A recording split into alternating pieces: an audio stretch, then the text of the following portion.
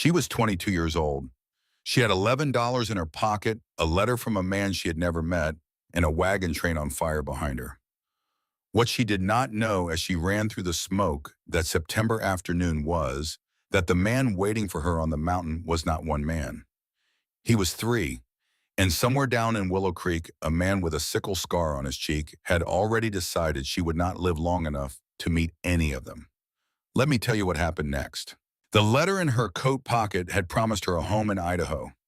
The letter had not said she would have to crawl through ash to reach it. The letter had not said the man she was meant to marry was not one man but three. And the letter most certainly had not said that somewhere down in Willow Creek, a man with gray hair cut like a sickle and a gold ring too big for his finger had already decided she would not be allowed to live long enough to meet him. Elizabeth Hartwell could not see her own hands. The smoke was so thick she could not tell up from down. Somewhere behind her, Mary Patterson was screaming her name. Somewhere ahead, a horse shrieked once and went silent. The taste of copper filled her mouth, and she could not say if it was blood or fear, or simply the dry, coppery taste of a world that had turned to fire in the span of a single breath.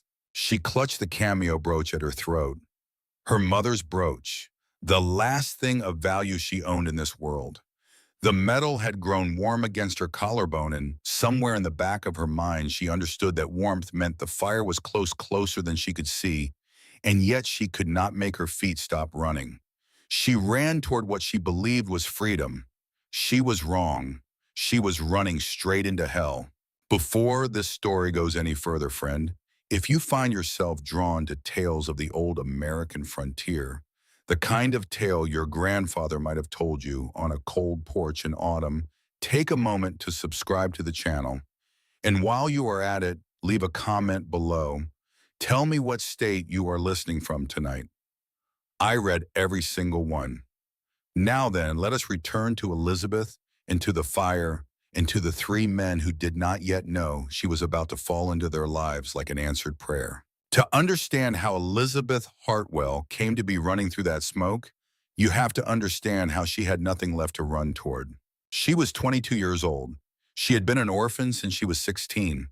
Her father had been a printer in a small shop on Beacon Street in Boston, a kind man who smelled of ink and pipe tobacco, and who had died slowly of consumption, coughing into a handkerchief by the window, watching the snow fall on a world he was leaving. Her mother had died 4 years before that, bringing a stillborn son into a cold December room, holding Elizabeth's hand at the end and saying, "Do not be afraid, my girl. The Lord has counted every hair on your head." After her father's funeral, Elizabeth went to work as a governess for the Whitmore family on Commonwealth Avenue. The Whitmores had old Boston money and new Boston pride, and they paid her $7 a week to teach their three children French piano and the proper way to hold a teacup. For 6 years, she lived in a narrow servant's room above the kitchen. For 6 years, she saved every penny she could and kept her head down and asked nothing of the world but to be left alone with her books and her quiet. And then Charles Whitmore came home from Yale. Charles was 19, the eldest son, all loose collars and bourbon breath, and the easy cruelty of a young man who had never been told no. He started looking at Elizabeth at the breakfast table. He started lingering in the hallways outside her room. She kept the door locked. She kept her eyes down. She prayed. One night in July, he came home drunk from a club on Tremont Street and tried the door. When he found it locked, he kicked it in. He was bigger than she was. He was stronger than she was. But Elizabeth Hartwell had grown up the daughter of a printer who taught her that a woman's life was her own. And when Charles Whitmore put his hand on her arm, she shoved him backward with every ounce of strength she had. He stumbled. He struck his head on the corner of her writing desk. He fell to the floor and bled into the rag rug she had braided herself the winter before. He did not die. He woke up an hour later and stumbled back to his own room, holding the back of his head and cursing her name. But by sunrise, the story had already been written. Mildred Whitmore stood in Elizabeth's doorway at 6 o'clock the next morning, with her arms folded across her gray silk wrapper. Her face was carved from the same stone as the steps of the Boston Athenaeum, and her voice was the voice of a woman who had never lost an argument in her life. "You are a temptress," she said. "You have ruined my son. You have 1 hour to gather your belongings. There will be no letter of reference. There will be no final wages. And if I hear you have spoken a single word against this family in any parlor in Boston, I will make certain you do not find honest work in the entire Commonwealth of Massachusetts." Elizabeth packed her trunk in 40 minutes. She walked out the servant's entrance with $11.47. To her name, the cameo brooch, her mother had left her a Bible with the family record written in her father's neat printer's hand and a wooden comb. The morning was bright. The cobblestones were already warm. She walked 3 blocks before she let herself cry, and even then she did it standing up against a brick wall, the way a woman cries when she has nowhere to sit down. For a week, she lived in a boarding house on Washington Street that smelled of cabbage and unwashed sheets. She answered 4 advertisements for governess positions and was turned away from each one. The world had its own quiet ways of communicating. She understood. The Whitmores had spoken. It was in a coffee house on the 7th day with $3 left and her stomach tight from skipping breakfast that she opened a folded copy of the Matrimonial Times. The advertisements were small and earnest, and a little sad men in territories she had never heard of asking for wives the way other men asked for tools. She read them all twice, and then she found one. Sawtooth Ridge, Idaho Territory. Mountain homesteader requires wife. Hard country, fair man, will pay passage. Reply C. Calloway through the general store, Willow Creek. She wrote her reply that afternoon. She wrote in her best hand the hand her father had taught her, looped and steady and unafraid. She told the man she was 22. She told him she had no family. She told him she could read and write and cook plain food and mend clothes, and that she did not faint at the sight of blood. She did not tell him about Charles Whitmore. She did not tell him about Mildred. She told him only that she had been a governess and that she was at present between situations. 2 weeks later, a letter came back. The hand was beautiful, strong, even slightly slanted to the right. She would learn later that the man who wrote it had taught himself to write at a kitchen table in 1859, by candlelight copying out the Book of Psalms 1 verse a night for 2 years. The letter was short. "Miss Hartwell, my name is Caleb Calloway. I am 34 years old, a blacksmith by trade. I live on a mountain with my family. The land is good. The house is sound. I cannot promise you wealth, but I can promise you a warm roof and a man who will not raise his hand against you, not in this life. Stagecoach fare and rail ticket are enclosed. I will look for you in September. C. Calloway." Inside the envelope were a railway ticket from Boston to Cheyenne and a stagecoach voucher from Cheyenne to Willow Creek. The fare alone was $47. He had sent it to a woman he had never met. Elizabeth read the letter 4 times that night. Then she folded it into her Bible and slept for the first time in 2 weeks without waking before dawn. She sold the small gold ring her mother had once worn on a chain, the wedding band of a printer's wife. She kept the cameo. She sewed $50 into the lining of her petticoat, and she boarded the train going west. The wagon train left Cheyenne on the 1st of September. There were 12 wagons, 18 men, 11 women, and 9 children. The trail boss was a one-legged Union veteran named Frank Boudreau, who chewed tobacco and prayed in French, and who told them all on the first night, gathered around a fire of buffalo chips and dry sage, that the autumn had been the driest he had seen in 20 years on the trail. "The grass is brittle," he told them, holding up a blade he had pulled from the ground. "It snaps like glass. One spark, one careless cigar, one cook fire intended for half a minute, and you will see hell come up out of the earth. So I am telling you now, and I will not tell you again. No tobacco when we are stopped. No fires outside the cleared circles. If I see a man light a pipe in the grass, I will take that pipe from him and I will break it on his own knee. Are we clear?" They were clear. It was on the second night of the trail that Elizabeth met Mary Patterson. Mary was 28, 8 months pregnant, and so radiant with the late stage of her carrying that she seemed almost lit from inside. Her husband Thomas was a kind, quiet man with a thick beard who walked beside the wagon by day and rubbed his wife's swollen ankles by firelight. They had no other children yet, but Mary spoke of the one inside her the way a woman speaks of an old friend. She is a girl, Mary told Elizabeth on the third night, both of them sitting on a folded canvas watching the stars come out one by one over the plains. I know it. I have known it since the second month. Tom thinks I am being foolish. But a mother knows. Elizabeth liked her immediately. They walked together by day. They shared bread and dried beef and stories. When Mary learned that Elizabeth was a mail-order bride, she did not laugh or pity her. She only smiled. I came to Tom the same way Mary said. From Philadelphia in 1873. I cried every night for the first month of the trail. I thought I had ruined my life. And then I met him at the depot in Cheyenne, and he had brought me a small bouquet of wildflowers, and I knew. You will know too, Elizabeth. In the first week you will know. If he is a good man, you will know. There was an older trader on the wagon train, a man with gray whiskers and shrewd eyes named Ezra Holcomb. He had been hauling goods through the territories for 30 years. On the fourth night, when Elizabeth told him she was bound for the Callaway homestead at Sawtooth Ridge, his face did something strange. Not fear, not quite, but a kind of careful narrowing the way a man's face changes when he hears the name of a thing he has tried to forget. Callaway, he said slowly. The three brothers up on Sawtooth. You know them, Elizabeth said. I know of them. Quiet men, honest by all accounts. The eldest is a fine smith. People bring their plows up from 60 miles away. He paused. He looked into the fire. Then he looked at her. But you mind yourself when you get to Willow Creek, miss.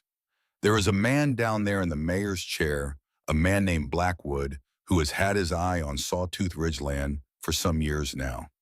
There have been accidents on that mountain. Hunters who fell, trappers who froze. Land that changed hands cheap because a widow could not afford to fight in court. Whatever business you have with the Callaways, you keep it close to your chest in town. Some folks in Willow Creek are friends to Blackwood, and Blackwood is no friend to anyone but himself. He spat tobacco juice into the fire and would say no more. Elizabeth lay awake that night under the wagon looking up at the stars. She thought of the letter in her trunk. She thought of the man she had never met. She wondered what she was walking into.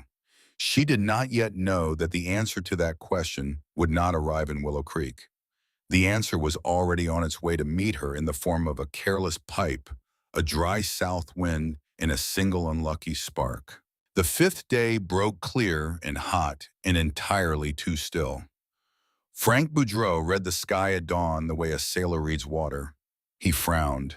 He kept frowning. By noon, when the wagon stopped to rest the teams in a wide grassy bowl with the Sawtooth Peaks, a thin blue line on the northern horizon, he was frowning so hard he had cut twin grooves between his brows. The wind is wrong, he said to no one in particular. The wind is wrong. Tom Patterson was tired. His wife was 8 months heavy. He had walked 12 miles that morning leading the team. He did not mean to do what he did. He simply forgot. He climbed down from the wagon, sat on the wagon tongue, took out his briar pipe, struck a match against his boot, and lit a small, comforting bowl of tobacco. He drew once. The match still burned in his hand. The wind that had been still all morning lifted suddenly out of the south, a hot, dry hand of air that came up from the floor of the bowl and lifted the burning match clean out of his fingers. The match landed in the grass 8 feet away. Tom saw it land. He stood up. He took 2 running steps toward it. The grass took the flame the way dry paper takes a flame, not in a slow gathering. In an instant, a wide, pale fan of fire bloomed across 30 feet of ground in the time it took him to draw a single breath, and the wind came up harder behind it, and the fan became a wall. The wall reached the first wagon before any human voice had time to cry out. Elizabeth was sitting in the back of the 7th wagon reading the book of Ruth in her mother's Bible. She heard a man scream. She heard a woman scream the same word over and over, and the word was no, no, no. She looked up and saw the sky outside the canvas had turned the color of a copper kettle. She climbed out of the wagon. The bowl of grass was on fire from one ridge to the other. The lead wagons were already burning. Horses were rearing, breaking traces, plunging through the wall of flame and emerging on the other side with their manes on fire. Frank Boudreau was on his one leg and his crutch screaming orders that no one could hear. Mary Patterson was standing beside her wagon with both hands pressed to her swollen belly, her face a mask of terror, calling Elizabeth's name. Elizabeth jumped down from the wagon and the heat hit her like a thrown punch. The smoke poured down over the bowl in a hot gray tide. In 4 seconds, she could not see Mary. In 6 seconds, she could not see the wagon she had just climbed out of. She turned in a circle, and every direction was the same. Smoke, heat, the roaring of fire that did not sound like fire at all, but like a living animal, an enormous, low-throated thing eating the world. She ran. She did not know which way. She only knew that the heat was worse on her right side, so she turned her left shoulder forward and ran. She tripped over a saddle that lay smoking in the grass. The leather had gone soft as butter. She got up. She ran. She passed something that might have been a person on the ground, something she did not stop to look at, something she would dream of for the rest of her life. The smell of burning hair was in the air, and she could not say whose hair it was, and she did not stop. A small calf no bigger than a dog ran past her with its sides smoking and its eyes white and rolled. It was the loneliest thing she had ever seen. She ran for what she would later believe was an hour, but was probably 8 minutes. The grass thinned, the ground rose. She crossed a dry creek bed where the stones were already too hot to touch.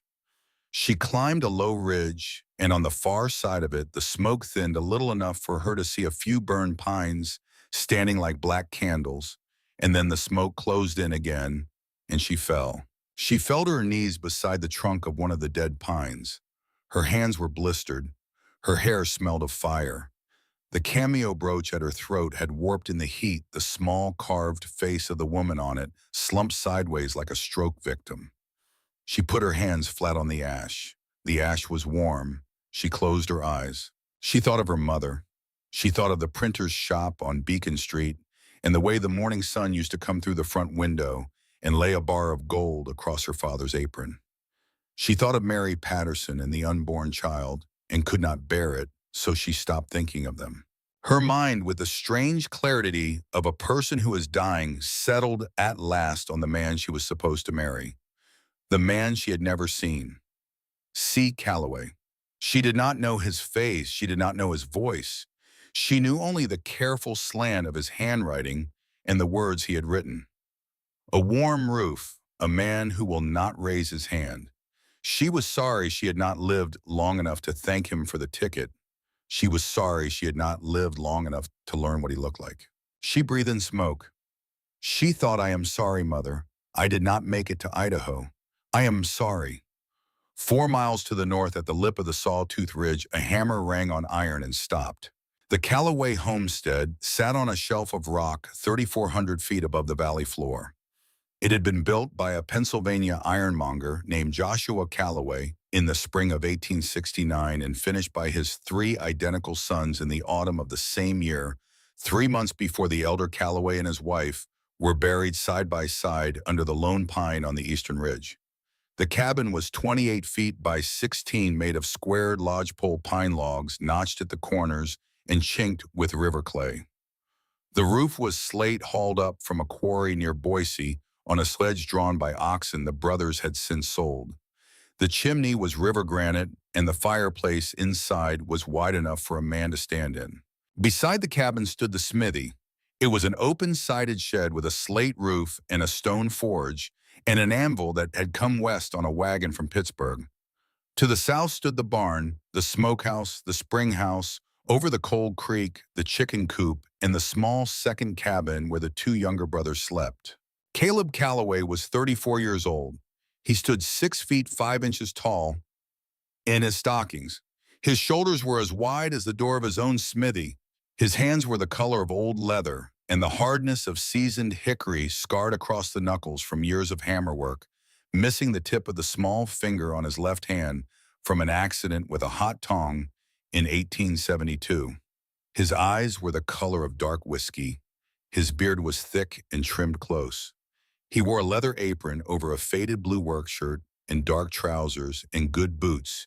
He had paid a Boise cobbler $12 to make for him because his feet were too large for any boot a store sold ready. He had been shaping a plowshare for old man Henderson, who farmed 40 acres of bottomland down in Willow Creek, and who needed the share by Tuesday. The iron was cherry red on the anvil. Caleb had raised his hammer for the next stroke when his nostrils flared and he stopped. He set the hammer down on the anvil. He turned his head into the south wind. He stood completely still for the space of 3 breaths. "Wyatt," he called. His voice was deep and quiet, the voice of a man who had learned that when you are large, there is no reason to ever speak loudly. "Wyatt, are you near?"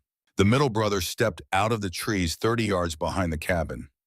Wyatt Calloway carried 3 rabbits by the hind legs freshly snared. His shirt sleeves were rolled. His Henderson rifle was slung across his back. He was the same height as Caleb, the same build, the same face, save that his beard was kept slightly shorter and that there was a thin, pale scar across the bridge of his nose from a fight in 1875 he never spoke about. Wyatt stopped. He raised his face into the wind. His eyes narrowed. "Smoke," he said. 4 miles south, maybe 5. "Grass smoke, not chimney. The wind is from the south, so it is coming up the valley." He set the rabbits on the chopping block. He walked over to the smithy. The 2 brothers stood side by side, sniffing the wind like wolves. "It is bad," Wyatt said. "How bad?" Caleb said. Wyatt watched the southern horizon. A faint dark stain had appeared above the line of the trees, the color of an old bruise. "The valley is dry," Wyatt said. "It has been dry for 6 weeks. If the fire has crowned, it is moving faster than a horse. If there are people in the path, Caleb, they are not getting out." Caleb was already moving. He stripped off the leather apron and let it fall.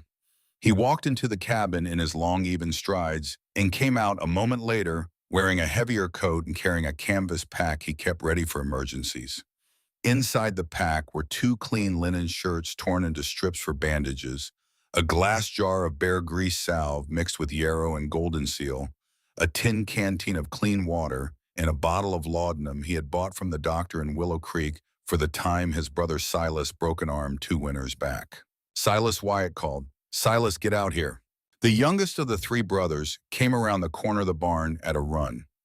Silas Calloway was 34 years old, born 7 minutes after Wyatt and 14 minutes after Caleb on the same March morning in 1845. He was the largest of the 3, a hair under 6 feet, 6 broader through the shoulders, slower to anger and slower to leave it once it took him. His sleeves were rolled to the elbow and his forearms were bloody to the wrist.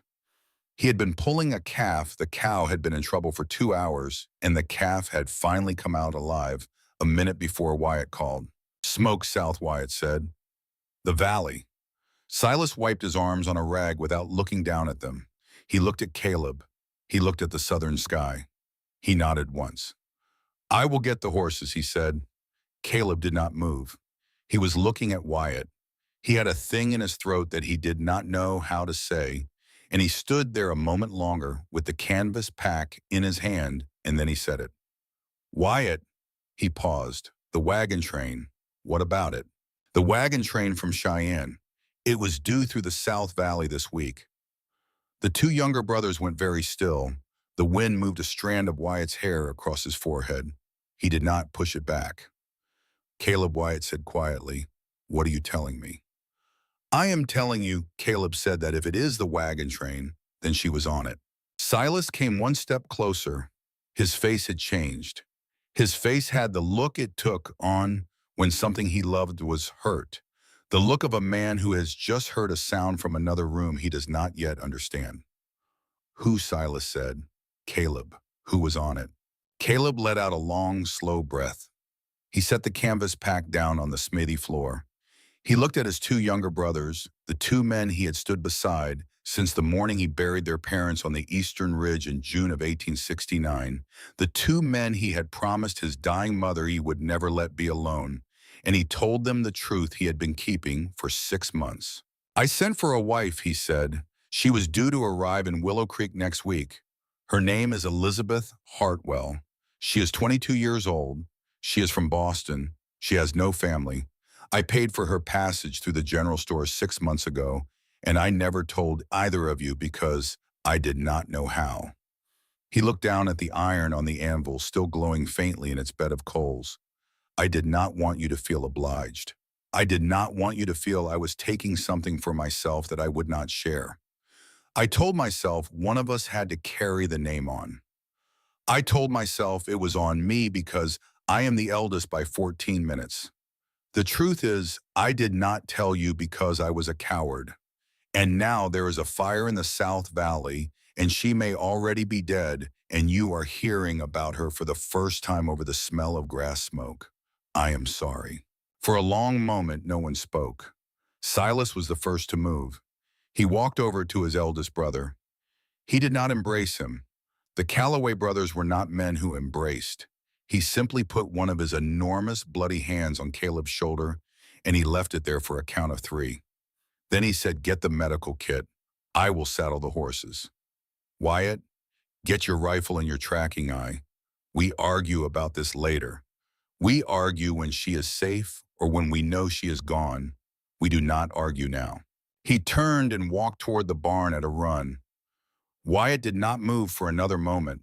He stood with his arms folded and his eyes on his oldest brother's face. There was something in his expression that was very hard to read. Then it softened just a little around the corners of the mouth. "You are a fool, Caleb," he said quietly. "But you are our fool, and we have always been 3. He picked up his rifle and went to help Silas with the horses. They rode down the mountain hard, Caleb on his big bay gelding Murdoch, Wyatt on the leggy buckskin he called Arrow, Silas on the heavy black draft cross named Job, who had carried him for 9 years and who could go down a slope no other horse on the mountain would attempt. They went down switchback by switchback through the dark pines, the smoke growing thicker as they descended, the air growing hotter. They reached the valley floor an hour later. The bowl of grass where the wagon train had been was a black oval the size of 40 city blocks. The fire had moved on east, was still burning the lower slopes a mile beyond, but the heart of the burn was already cooling into ash and smoke and silence. Wagons stood in the ash like the burned skeletons of small ships. Iron rims of wheels sat flat on the ground where the spokes had cooked away. The smell was indescribable. The smell was not just fire. The smell was everything that had been alive an hour ago and was no longer. Wyatt rode a slow circle around the edge of the burn eyes on the ground. Silas dismounted and walked into the ash with a wet bandana tied across his mouth, calling out, listening, calling out again. Caleb sat his horse at the edge of the burn with his chest tight and the canvas pack across his saddlebow and watched his brothers work. After 10 minutes, Wyatt drew up beside him. He pointed without speaking. "Tracks," he said. "A woman's boots. Heavy travel boots, town-made, not frontier. She came out of the burn over the south rim, stumbling, falling. She is alone. No one followed her." He paused. "She is hurt, Caleb. The stride is wrong. She is not going to keep going much longer." Caleb's heart did a thing in his chest that it did not often do. "Show me," he said. Wyatt rode ahead. Silas mounted up and followed. They climbed the south rim of the burn, and on the far side the ash gave way to a slope of half-burned pines, charred trunks standing in a thinning haze of smoke. Wyatt led them through the trees at a walk, his eyes never leaving the ground. He pointed out things Caleb could not see. A scuff, a heel print, a small dark spot on a fallen log where a hand had touched and left a smear of blood from a blistered palm. The trail wandered like the trail of a sleepwalker. A quarter mile in, Wyatt held up his fist. "She is just ahead," he said quietly. Slow, they walked the horses forward. Through the last screen of smoke, they saw her. She was kneeling at the foot of a dead pine, her hands flat in the ash, her head bowed. Her dark blue traveling dress was streaked with soot, and the hem had burned away in a ragged half-moon. Her honey-colored hair had come loose from its pins and hung around her shoulders, dusted with ash. The cameo at her throat was warped and dark. Her shoulders moved very slightly with the small breaths she was still managing to take. Caleb dismounted before the horse had fully stopped. He went down the last 20 feet on foot, his great body suddenly careful the way a man approaches a wounded fawn. He knelt in the ash beside her. He did not touch her at first. He only looked at her face. She was paler than he had imagined her. Her lips were cracked. A small streak of blood ran from her hairline down to the corner of her eye and had dried there. The brooch at her throat had melted slightly, and through the ruin of the carving, he could still see faintly the small, sad face of the woman who had been her mother once. He had seen the brooch before. She had drawn a small, careful sketch of it in the corner of her second letter to him beside her name, the way a younger woman might draw a flower. He had carried the letter folded in his Bible for 6 months. "Wyatt," he said. His voice was not quite steady. "It is her." Wyatt and Silas came up behind him. Silas dismounted heavily. He took the canvas pack from Caleb's saddle. He did not speak. He simply unscrewed the canteen and poured a little water onto a strip of clean linen and handed it to his brother. Caleb wiped the blood from her temple with the gentlest stroke his huge calloused hand had ever made. She did not stir. "Is she breathing?" Caleb said. "Tell me." Silas leaned down and put his ear close to her face. He held there a long moment. His broad shoulders were trembling very slightly, and Caleb saw it and understood and said nothing. "She is breathing," Silas said. "She is breathing, Caleb. She is alive." Caleb closed his eyes for 1 second only. When he opened them again, he was the eldest brother, again the man who had buried his parents. The man who had stood for the other two, the man who did not have time for grief or fear. He slid one arm under her shoulders and the other beneath the bend of her knees, and he stood. She weighed almost nothing. She weighed less than a sack of feed. She weighed less than the iron on his anvil that morning. "Silas," he said, "your coat." Silas was already pulling off the heavy buffalo hide coat he wore in the high country. He laid it across her like a blanket. Wyatt unbuckled the canteen from his saddle and tucked it into the bundle. Then they mounted and Caleb settled her against his chest in the saddle, one arm around her, one hand on the reins, and they began the long, slow climb back up the mountain to the cabin on Sawtooth Ridge. He did not know yet what he would say to her when she opened her eyes. He did not know yet what she would say to him. He knew only one thing, and he leaned his head down close to her ear as they rode and said it once very quietly in the deep, slow voice of a man making a vow on his own mother's grave. "Do not worry, girl," he said. "You are home now." The cabin was warm. The fire in the great stone hearth had been banked before the brothers rode out and was glowing now in a deep red bed of coals. They laid her on Caleb's bed, the wide bed in the main room with the buffalo robes piled on it and the quilt his mother Eleanor had stitched in 1858. Caleb pulled the quilt over her up to her shoulders. He lit the lantern. He took off his boots so they would not scuff the floor. Silas brought a basin of warm water from the kettle. Wyatt brought clean linens and the jar of bear grease salve. The three brothers stood for a moment around the bed looking down at the small woman in the quilt. None of them speaking, and the look on each of their faces was the same look. It was the look of three men who had just understood that something had walked into their lives that had never been there before, and that nothing on Sawtooth Ridge would ever be quite as it had been.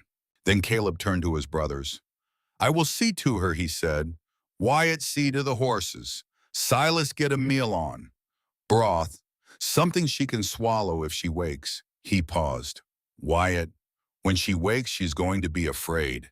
She is going to look up and see three men twice her size standing over her. We are going to have to be very careful how we do this." Wyatt nodded, once said nothing, and walked out toward the barn. Silas stayed a moment longer. He was looking down at Elizabeth's face. The lantern light fell on her cheek and caught the faintest movement of breath at her temple. Caleb watched his youngest brother and saw something in him he had not seen in a very long time. Not since the year a 14-year-old girl named Hannah had come down the mountain with a fever and not gone back up. "Silas," Caleb said quietly. Silas did not look up. "I am all right," Silas said. "Are you?" "I am all right." He drew a long, slow breath. "She is not Hannah, Caleb. I know that. I am all right. He turned and walked out to the kitchen end of the cabin and began with hands that were larger than most men's heads to cut a chicken into pieces small enough to make broth a sleeping woman could swallow. Caleb sat on the wooden stool beside the bed. He took her left hand in both of his. The hand was small and cold, and the knuckles were scraped raw. He turned it over. The palm was a single blistered burn, the skin shining and red. He uncorked the jar of salve and dipped 2 fingers and began with a touch lighter than any touch his hands had ever managed to ease the salve onto the burn. Then he wrapped the hand in a strip of clean linen.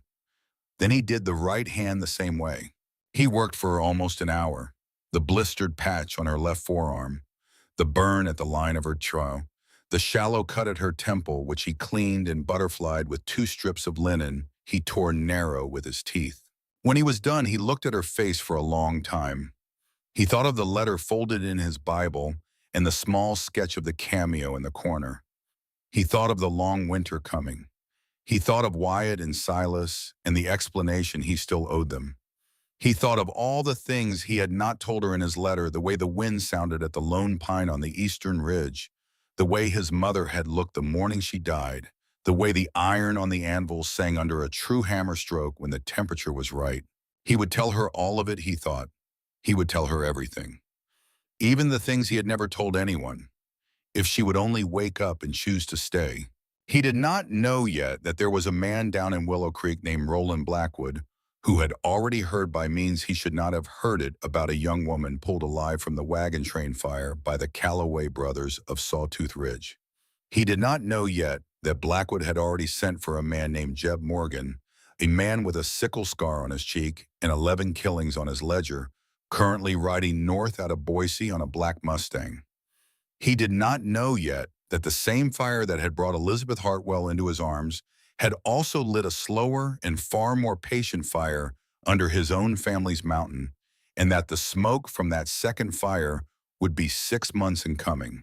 He knew only that her breathing was even and that her face in the lantern light was the face from the small drawing in the corner of the second letter, and that it was the face of the woman he had been waiting 6 months to meet. Outside, the wind shifted at last out of the south. The smoke that had risen from the valley floor began to drift away to the east. Wyatt finished with the horses and came in and stood by the door without speaking, watching his brother sit beside the woman on the bed.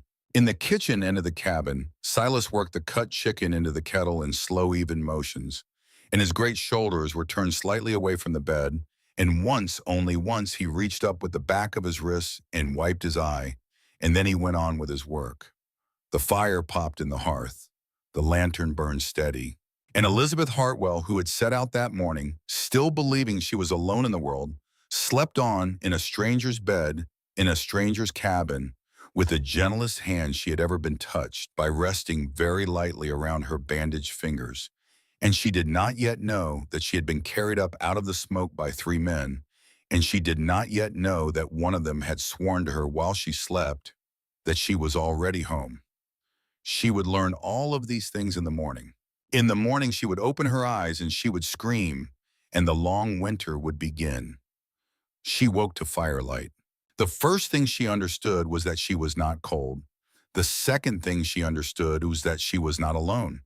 The third thing was that the ceiling above her was made of squared pine logs, darker than any wood she had ever seen in a Boston room, and that there was a smell in the air she did not recognize at first, and then placed slowly one note at a time. Wood smoke, bear grease, coffee, pine sap, and under all of it, faintly the smell of iron. She turned her head. The motion sent a hot line of pain across her temple, and she made a small sound she did not mean to make. The shape sitting beside the bed lifted its head. It was a man. He was enormous. He was a black bearded silhouette against the firelight shoulders like the shoulders of a draft horse, and he was leaning forward with his elbows on his knees, and her left hand was lying across his open palm. Elizabeth Hartwell screamed. She screamed and pushed herself backward against the headboard, and the pain in her bandaged hands made her scream a second time, and the man rose to his feet with both his huge palms held out flat where she could see them, and he was speaking, and she could not hear what he was saying because her own breath was too loud in her ears. Two more shapes appeared in the doorway. Two more men, both of them nearly as large as the first. Both of them with the same bearded face and the same dark whiskey eyes catching the firelight.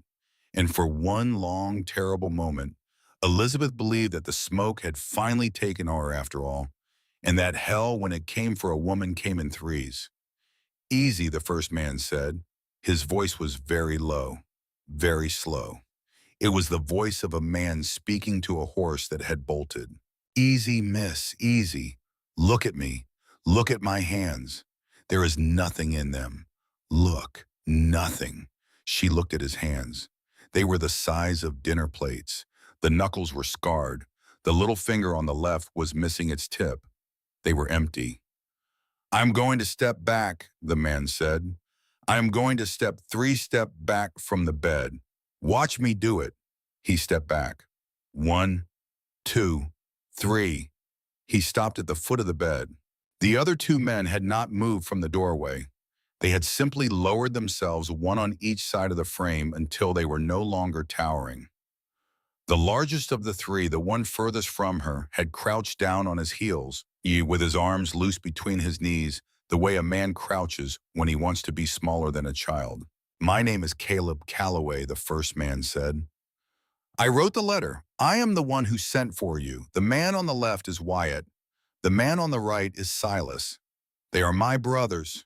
We were born on the same morning, the three of us, in March of 45. I should have told you in the letter that we lived together. I did not tell you. I was afraid you would not come.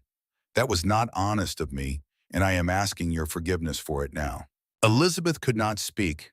She had pressed herself so far back against the headboard that the carved wood was cutting into her shoulder blades. Caleb did not move closer. He stayed at the foot of the bed. You are in my cabin, he said. You are on Sawtooth Ridge. We found you yesterday in the burn south of here. We brought you up the mountain. Your hands are bandaged because they are blistered. There is a cut at your temple. You have been asleep for almost a full day. He paused. No one in this house has touched you, Miss Hartwell, except to clean your wounds and put salve on your burns. No one is going to touch you now. You are safe in this room. You have my word as a man on it. The youngest of the three brothers, the one crouched in the doorway on the right, spoke for the first time. His voice was even quieter than Caleb's, and there was something in it that surprised her, a softness that did not match the size of the body it came from. There is a bolt on the door of the west room, he said. It is 2 inches thick. I put it on this morning before you woke. If you want to sleep there with the door bolted from the inside, you can. We will not knock. We will not call to you through the door. You will eat when you choose to eat and sleep when you choose to sleep, and when you are strong enough to ride, one of us will take you wherever you wish to go in the world. You name the place. We will take you there. The middle brother Wyatt spoke next. A Calloway man keeps his word, he said. The three of them did not move. They simply waited. They waited the way men wait by a campfire for a kettle to boil. They were not in a hurry. They were not asking her to do anything. They were giving her with their stillness the only gift 3 men of that size could give a frightened woman in a stranger's bed. They were giving her time. Elizabeth's breath, which had been coming in short, bright gasps, began at last to slow. Her shoulders, locked against the headboard, began to ease down by the smallest fraction. She looked at Caleb's face. She looked at the careful slant of his beard, the tired skin under his eyes, the way he was holding himself half turned away, as if even his profile was something he was trying to make smaller. Your letter, she said. Her voice was a rasp. The letter said you were 34. I am 34, Caleb said. You did not say there were 3 of you. No, ma'am, he said. I did not. She closed her eyes for a moment. When she opened them, the 3 men were still there in the same positions, like figures in a painting that had agreed not to move while she was looking away. How long, she said. How long until what, miss? How long until the snow? The 3 brothers looked at each other. 6 weeks, Caleb said. Maybe 7. Then the pass closes till March. She let her head fall back against the wood. She thought of Boston. She thought of $11.47. She thought of Mildred Whitmore in a gray silk wrapper. She thought of Mary Patterson and could not bear it and stopped. I am very tired, she said. I know, Caleb said. Sleep, miss. We will be in the next room. Bolt this door if it will help you sleep. There is broth on the hearth when you want it. Silas made it. He turned to go. At the doorway he paused, one hand on the frame, and without looking back he said in that same low, slow voice, as if the words were not for her at all but for the room itself, "You are home now."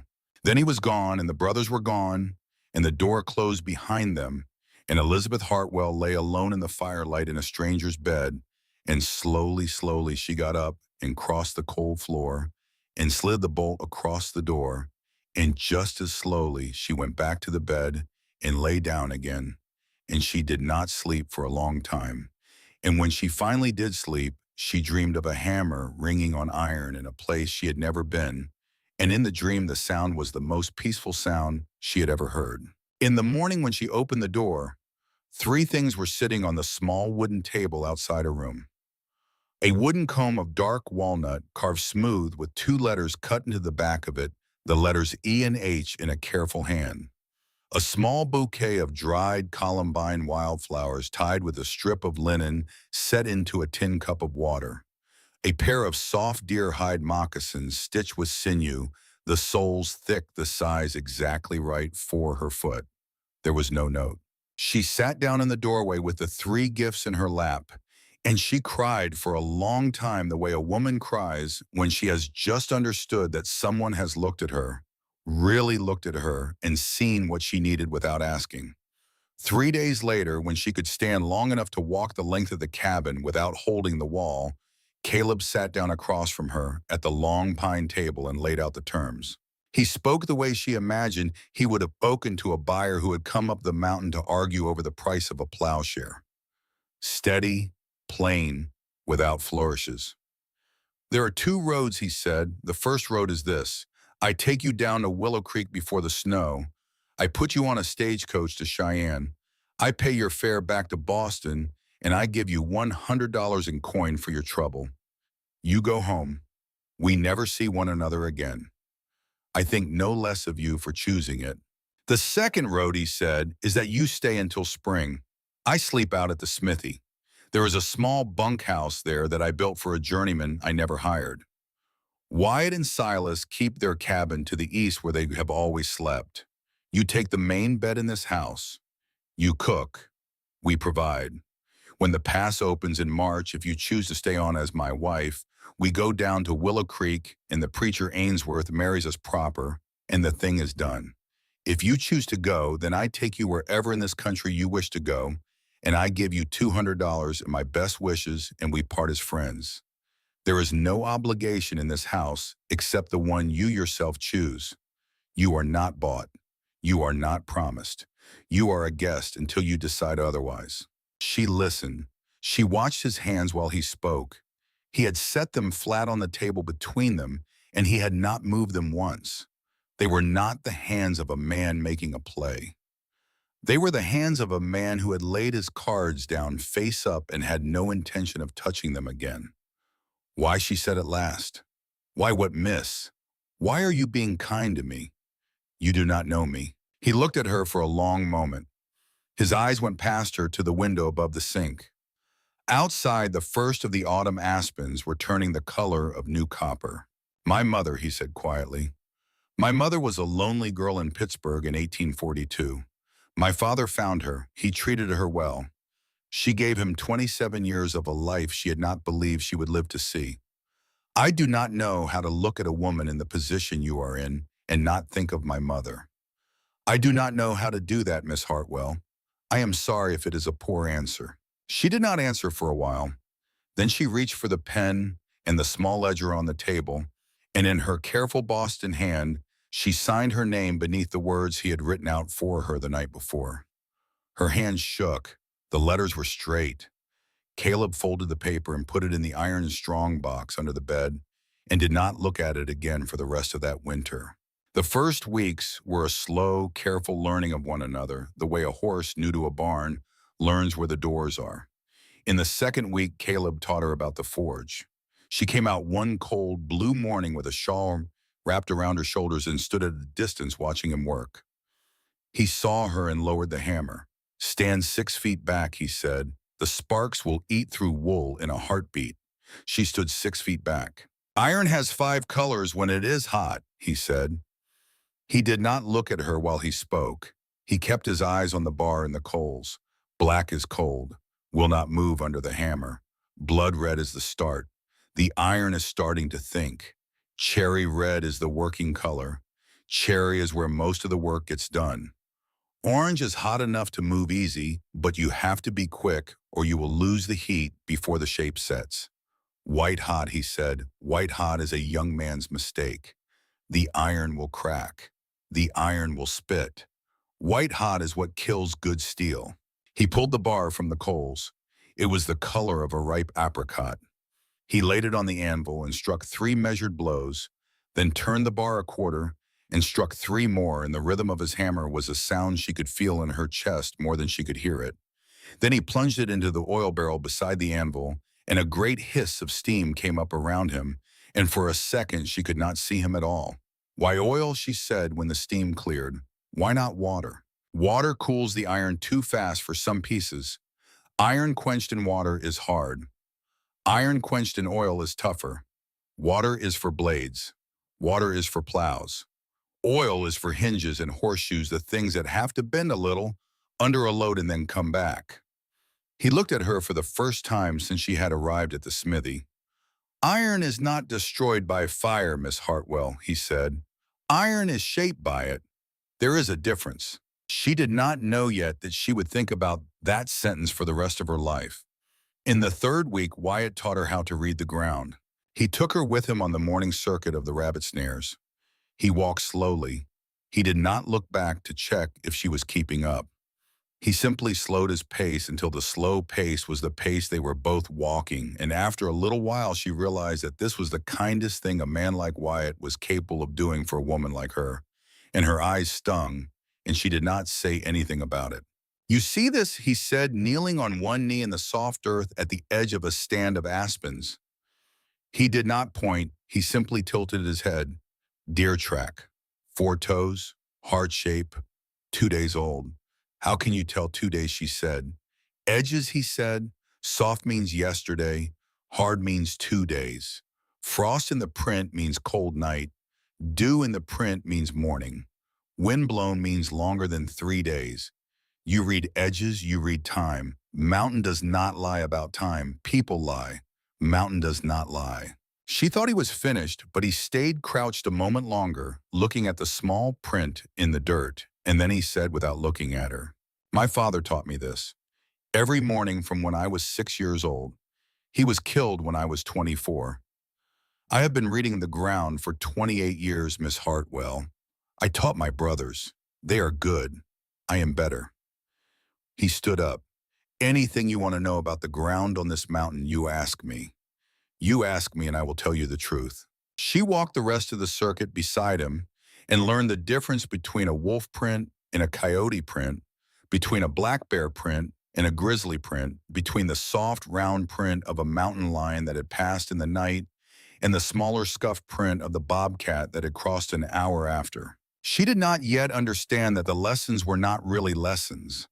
The lessons were a man telling a woman that he saw her and that he was placing in her hands a knowledge she could carry alone. In the 4th week, the trouble with the cow came. Her name was Daisy.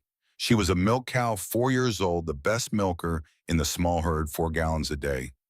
Silas had pulled her calf the morning of the fire, and the calf had lived, and Daisy had been right as rain for 3 weeks.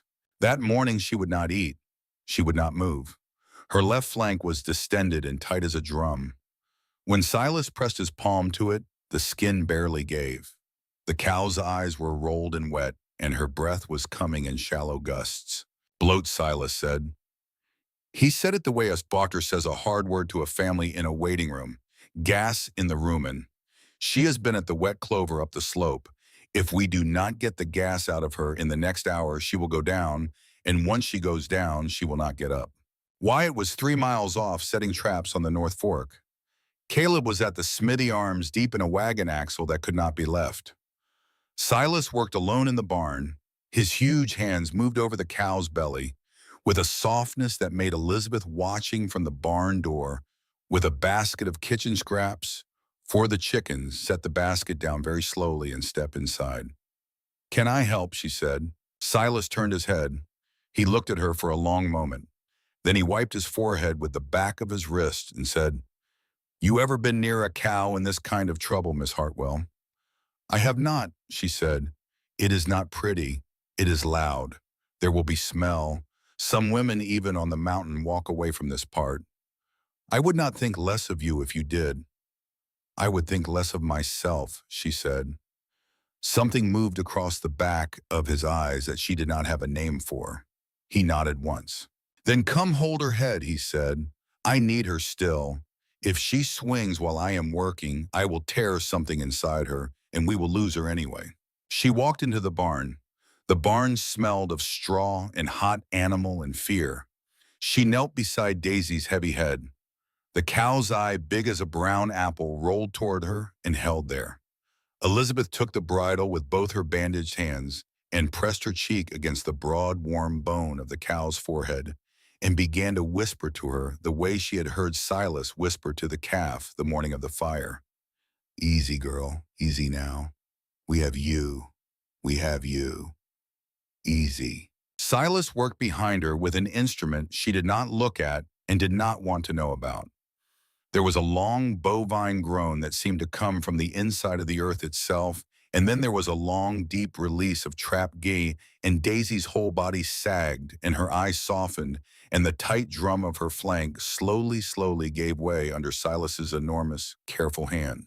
It was 20 minutes before the cow could stand. Silas and Elizabeth stood her up together. Elizabeth had one hand on the bridle and the other braced against the cow's shoulder, and Silas had both his hands under the hip bones lifting, and somewhere in the middle of the lift, their hands brushed against one another on the cow's hot, dusty hide. Both of them stopped. It was an inch of contact, the smallest possible accidental touch. The skin of the back of his hand against the skin of the back of hers, ash and dirt between them, the heat of the animal under their palms. They both pulled back at the same time. Silas turned his face away and took a step to the cow's other side and bent to check the legs. Elizabeth did not move for a count of 3. Then she let out a breath she had not realized she was holding, and she went around to the cow's head and rubbed Daisy's broad, bony forehead, and she did not look at Silas, and Silas did not look at her, and neither of them said a word about it then or ever. The cow lived. In the kitchen that night, Silas spooned stew into bowls. He did not meet her eyes when he set the bowl in front of her. He said only, "You did good into the barn, Miss Hartwell. Not every Boston woman would have stayed." "I am not every Boston woman, Mr. Calloway," she said. He almost smiled. He did not quite. That fact, he said, is becoming clear. The first deep talk came on a night in late October when the wind was high and the rain had turned to sleet against the window, and Wyatt, asleep in the small east cabin, had begun to dream the dream he had brought home from the Wilderness Campaign in 1864, the dream that began with a man calling for water and ended with a sound Wyatt would not describe. The brothers had a system for it. When the wind was wrong, one of them slept in the main cabin at the hearth, so that if Wyatt woke shouting, someone could be at his door inside of a minute. That night it was Caleb's turn. He sat in the rocker by the fire with a tin cup of black coffee and a leather-bound copy of his mother's Bible open across his knee. Elizabeth could not sleep. The thunder of the sleet on the roof was unfamiliar. The bolt was on her door. She slid it back. She pulled a quilt around her shoulders and walked out into the main room in her stocking feet. "You are not asleep," Caleb said without looking up. "The storm. Wyatt has bad nights when the wind is up," he said. "I sit out here on the wind nights. Silas takes the still nights. We have done it this way since '65. She sat down in the chair across from him. The fire threw its red and gold across the right side of his face and left the left side in shadow. "What was the war for him?" she said. He closed the Bible. He set it on the small table beside him. The wilderness, he said, May of 64. He was 19 years old. I was 19 also. We had lied about our ages and enlisted in 63 together. Silas was with us. The three of us served 2 years in the Army of the Potomac. We did not come home until June of 65. She said nothing. There was a man, Caleb said. A boy, really. Pennsylvania volunteers. Caught in a brush fire in the middle of the second day. The trees had been hit by shell. We could not reach him. He called for water for an hour. Then he called for his mother. Then he stopped calling. Wyatt was 20 feet from him the whole time. Wyatt has not slept through a thunderstorm in 15 years. Elizabeth's eyes stung. I am sorry, she said. You did not do it. I am still sorry. Caleb looked into the fire. When he spoke again, his voice had lowered another half a step into the place where men keep the things they do not often take out and look at. My father was killed in June of 69, he said. Bandits on the Lewiston Pass. They took the $400 he was bringing up to finish the cabin. They shot him in the chest. They shot my mother in the stomach because she went for the rifle. Father died in my arms in a doctor's room in Boise 2 days later. He told me to look after the boys. Mother took 4 days. She told me the same thing on the last day. She held my hand. She said, do not let them be alone in this world, Caleb. I was 24 years old. Wyatt was the same. So was Silas. He stopped. The fire popped. He did not wipe his eyes. There was nothing in his eyes to wipe. I buried them on the eastern ridge under the lone pine, he said. We built this cabin around their grave that summer. We swore to each other we would not leave the mountain. 10 years come this past June. Elizabeth pressed her hand flat to her mouth. After a moment, she lowered it and told him about the printer's shop on Beacon Street, and her father coughing into a handkerchief by the window, and her mother dying in childbed when she was 12. And then because his face had become a face, it was possible to tell anything to. She told him about Charles Whitmore and the writing desk and the corner of it and the blood in the morning Mildred had stood in her doorway in a gray silk wrapper. Halfway through the telling, a chair scraped softly in the dark corner of the room. Silas had been in the cabin the whole time. He had come in from the second cabin an hour before to bring more coffee and had sat down in the deep shadow by the door, and Elizabeth had not seen him. He stood up now. He did not look at either of them. He walked across the room and out the front door without his coat and pulled it shut quietly behind him. The sleet was loud against the slate roof. Elizabeth turned her face to Caleb. She did not have to ask. Hannah, Caleb said. Who is Hannah? There was a Swallow girl who came to us in 72. Her people died of the fever. We took her in. She was 11. By the time she was 14, she was the brightest thing on this mountain.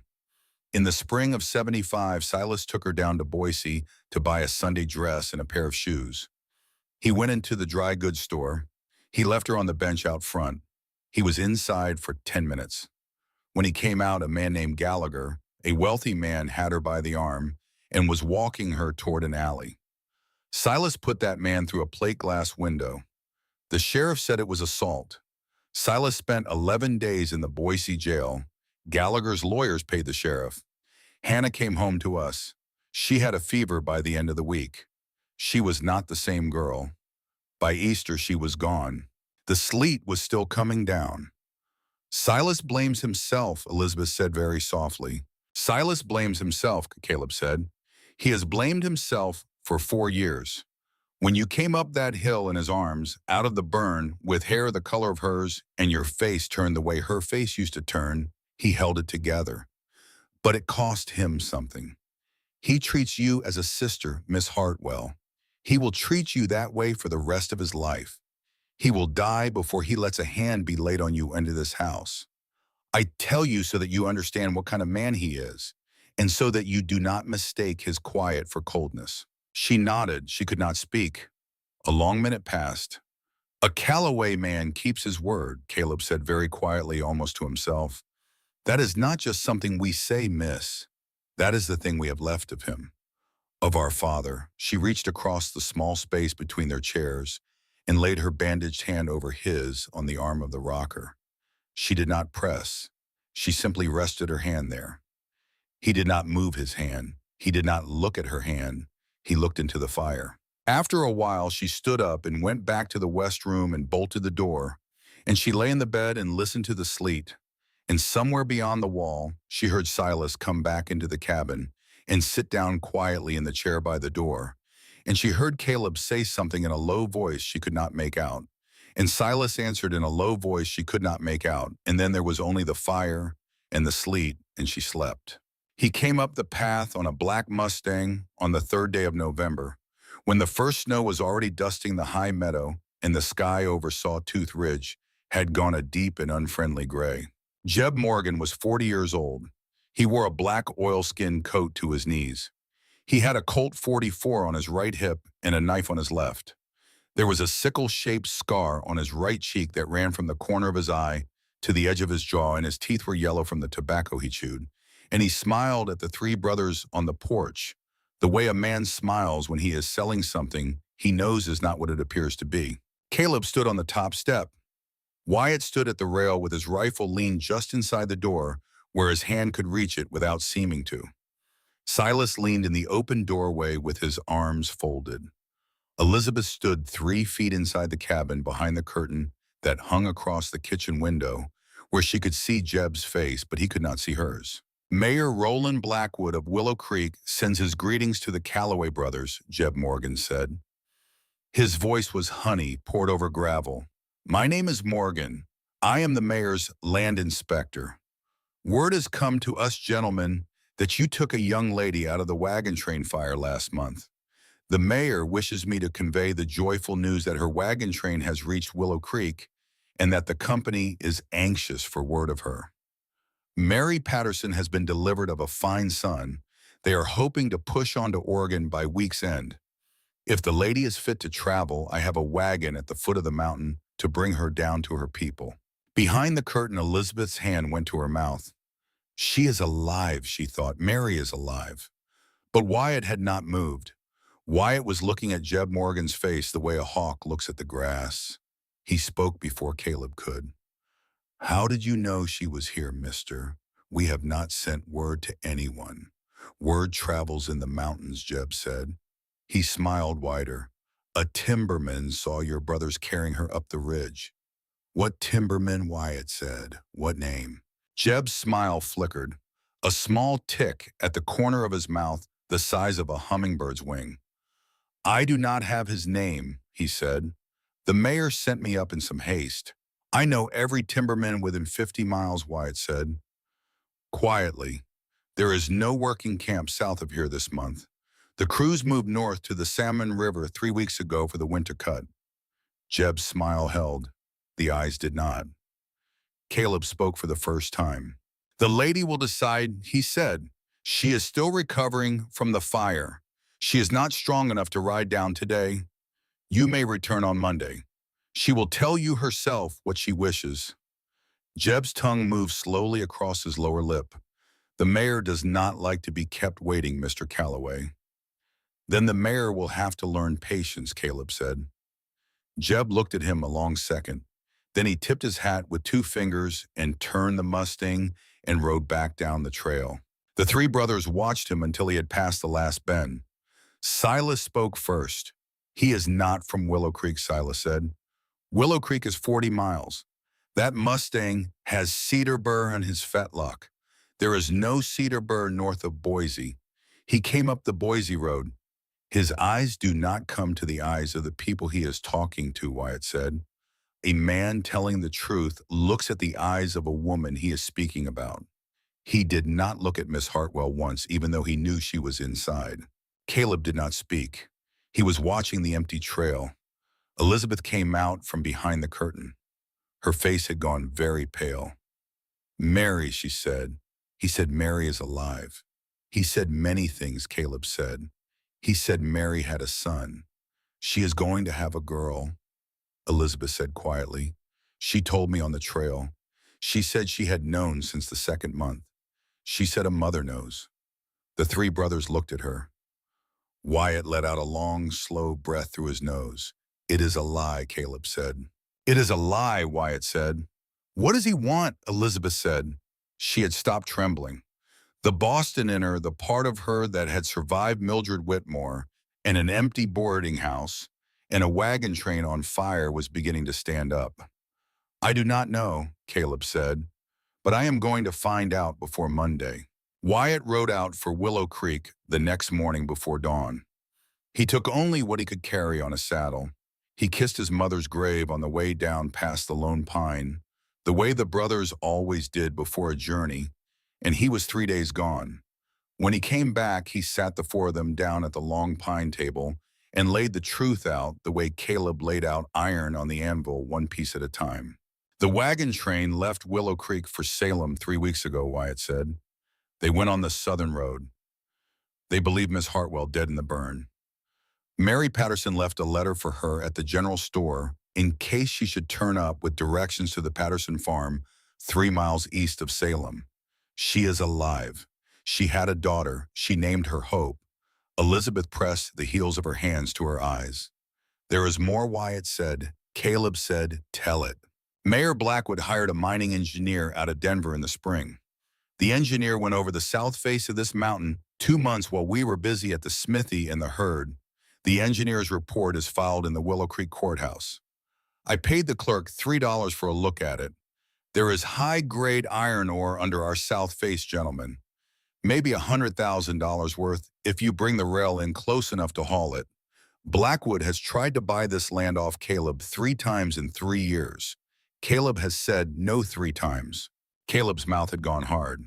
There is more still, Wyatt said. 2 years ago, a timberman named Jacobson lived 10 miles north of here, fell off the falls above his own cabin one Sunday morning.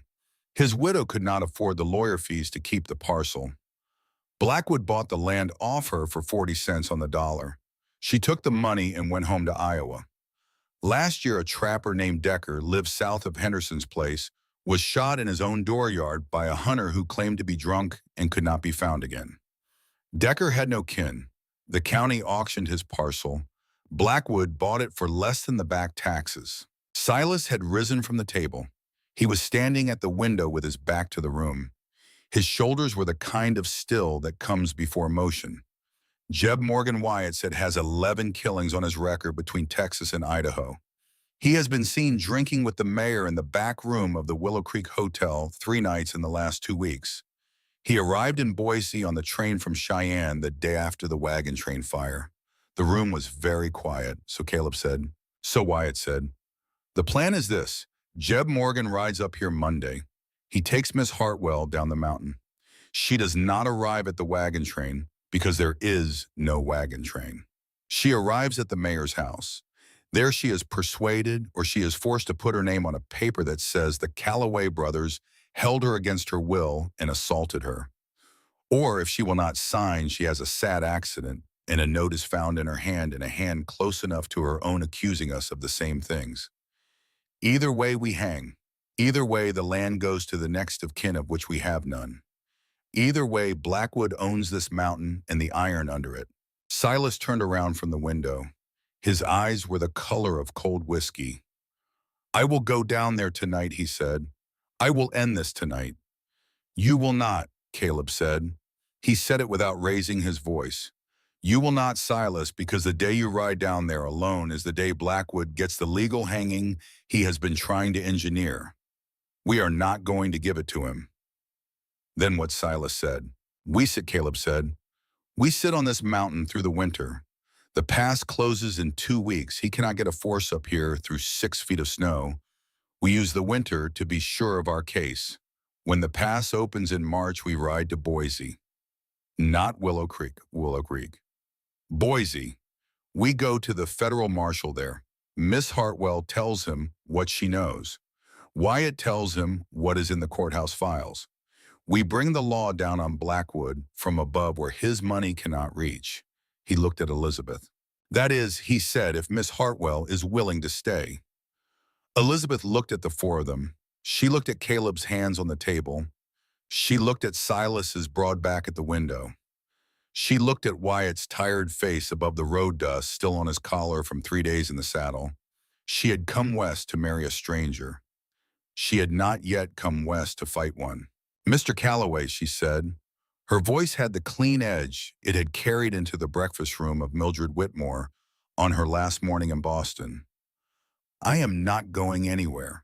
You have my word as a Hartwell on it. Caleb looked at her for a long moment. A Hartwell keeps her word, he said quietly. Then so do we. Outside the kitchen window, the first heavy snow of the season was beginning to fall on the high meadow. By morning, the pass was 3 feet under, and by the end of the week, it was 6, and the long winter on Sawtooth Ridge had begun, and somewhere far below them, a man with a sickle scar on his cheek was sitting in a back room in Willow Creek, with a glass of whiskey in his hand, listening to the snow fall on the roof and waiting with a patience he had bought and paid for the spring. The snow came down for 9 days without stopping. By the morning of the 10th day, the trail to Willow Creek was gone. The lower pass was buried under 6 feet, the upper pass under 9. The world from the porch of the cabin on Sawtooth Ridge was a single white silence broken only by the slow, black pillar of smoke from the chimney and the occasional crack of a frozen branch giving way in the timber. The mountain had closed its door. Whatever had been left undone in the lowlands would have to wait for March. Whatever was inside the cabin walls now would have to live inside them until the thaw. Elizabeth Hartwell stood at the kitchen window on the morning of the first clear day after the storm and watched Caleb Calloway dig. He was digging a tunnel. He was digging a tunnel from the cabin door to the barn door, and from the barn door to the smithy, and from the smithy to the woodshed, and from the woodshed to the chicken coop. The tunnel was 4 feet wide and as deep as he was tall, and he was waist deep in it now, throwing the snow up over his shoulder. Shoulder with an iron shovel he had forged himself the previous spring, and he had been at it since before dawn. By mid-morning he had reached the barn. By noon he had reached the smithy. He came in for 1 cup of coffee and a bowl of beans and went out again. By sunset, the path to the chicken coop was open, and the chickens had been fed, and the cow had been milked, and the horses had been watered, and the wood for the night had been split, and Caleb came in and sat down at the table with his hair full of melted snow and steam rising from the wool of his coat, and he ate his stew slowly and without speaking, and when he was finished, he set the spoon in the bowl and looked at her and said, "We do this every morning until March, Miss Hartwell. The day we stop digging, the cattle die." She nodded. "I thought you might want to know how it goes," he said. "Thank you," she said. That was all. That was the whole conversation. But after he had gone out to the smithy bunk that night, she sat in the rocker by the fire with the Bible open on her lap, and she thought, he told me. He did not have to tell me. He told me because he thought I might want to know how it goes. She had been a governess for 6 years in a house on Commonwealth Avenue. She had made 100 breakfasts in that house and laid out 1,000 dresses, and not once in 6 years had any member of that family ever stopped at the kitchen door to tell her how the morning was going to go. She set the Bible on the table beside her. She wiped her eyes once with the back of her wrist. She went to bed. The first deep weeks of the winter were like that, small things, the smallest things.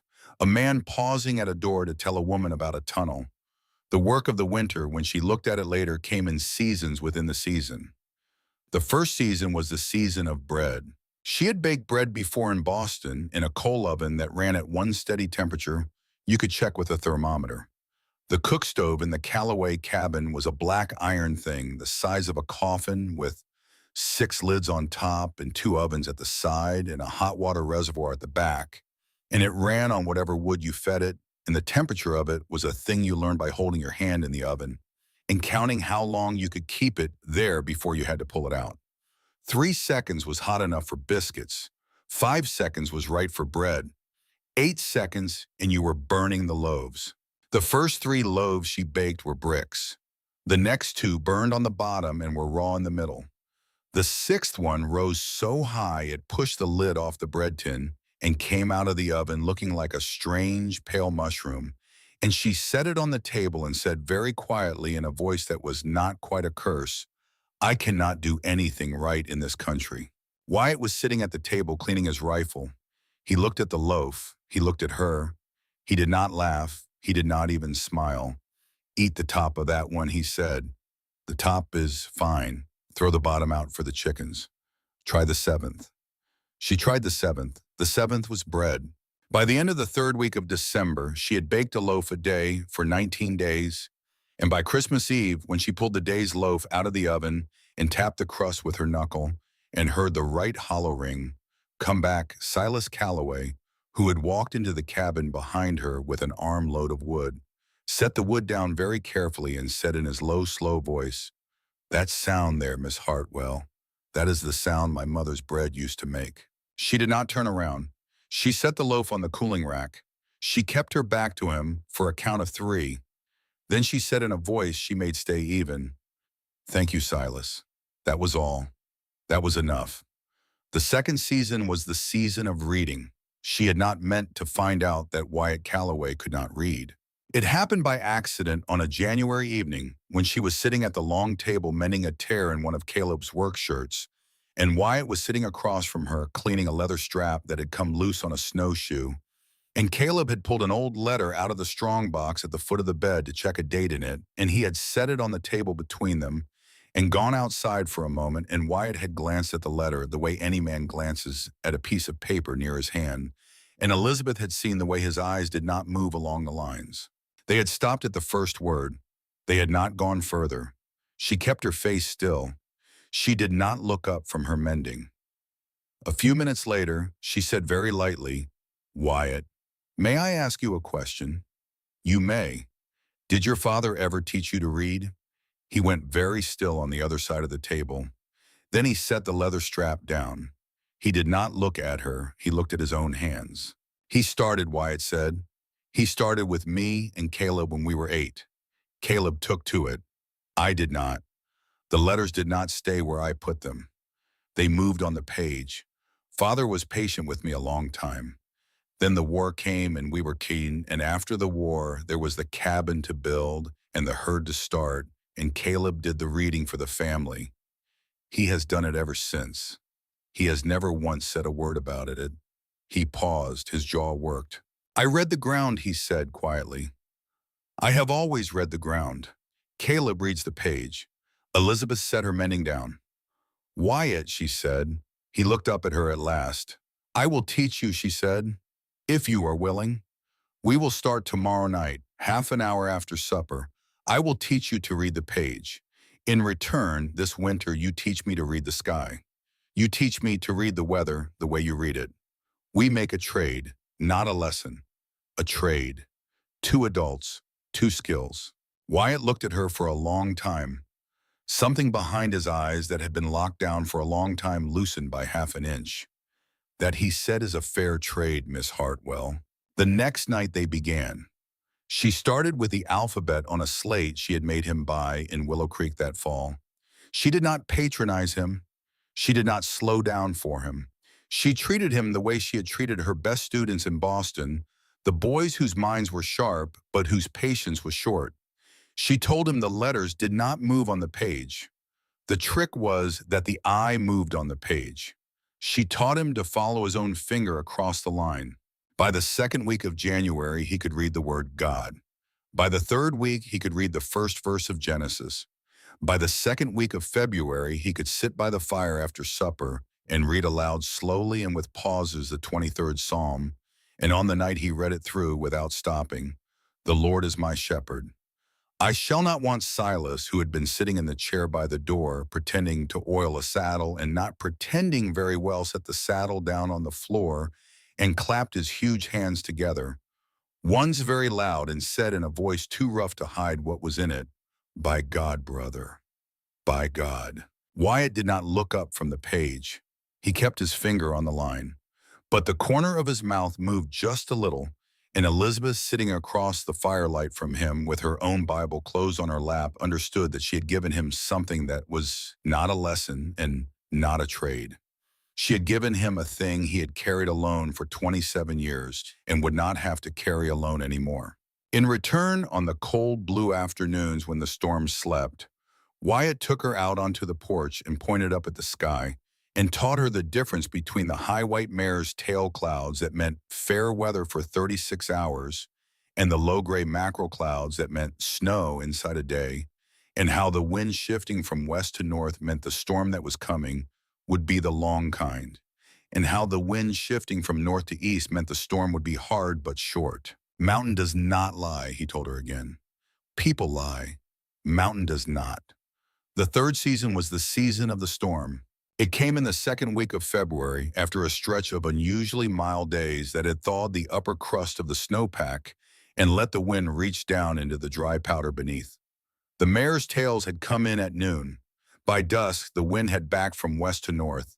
By midnight, the cabin was being struck by gusts that shook the slate on the roof and rattled the iron stovepipe and made the heavy oak door shudder against its bolts.